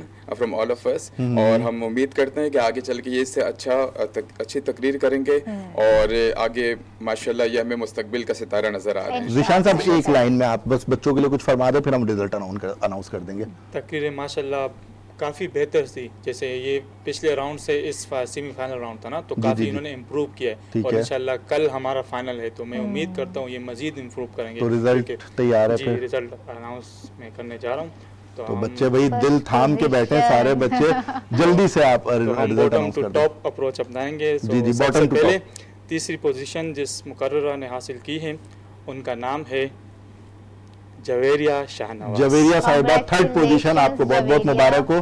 دوسری پوزیشن جس مقررہ نے حاصل کی ہے آپ کا نام ہے حنا یاسین. حنا یاسین صاحبہ آپ سیکنڈ آئی ہیں، آپ کو بہت بہت مبارک ہو. اور اب فرسٹ پوزیشن، پہلی پوزیشن جس مقررہ نے حاصل کی ہے، دل تھام کے بیٹھے ہیں، آپ کا نام ہے عتیقہ ارشد. آپ کو بہت بہت مبارک ہو عتیقہ ارشد صاحبہ، آپ نے فرسٹ پوزیشن حاصل کی. اور وقت بہت کم ہے ہمارے پاس، میں سب سے پہلے اپنے تمام اسپانسرز کا، خاص طور پہ ریزمین فوڈ کا، جی ریزمین فوڈ کا شکریہ ادا کرنا چاہوں گا، السید ریئل اسٹیٹ کا شکریہ ادا کرنا چاہوں گا، حنفیہ فوڈ کا شکریہ ادا کرنا چاہوں گا، اور جتنے اسپانسر ایمز خاص طور پر جن کا دعویٰ ہے کہ 20,000 پر منتھ میں وہ ہر فیملی کو گھر پرووائڈ کر رہے ہیں، آپ کا شکریہ. اور جتنے اسپانسر گائے بگائے، سلمان فوڈ جو ہمیں سپورٹ کرتے رہتے ہیں، نیلسن پینٹ، آپ سب کا شکریہ. سب سے زیادہ شکریہ ناظرین آپ کا کہ آپ اس پروگرام کو پسند کرتے ہیں، اس سیگمنٹ کو پسند کرتے ہیں. اپنے میزبان تیمور اکرم کو اجازت دیجیے، میری ساتھی میزبان انبر صاحبہ کی جانب سے السلام علیکم ورحمۃ اللہ.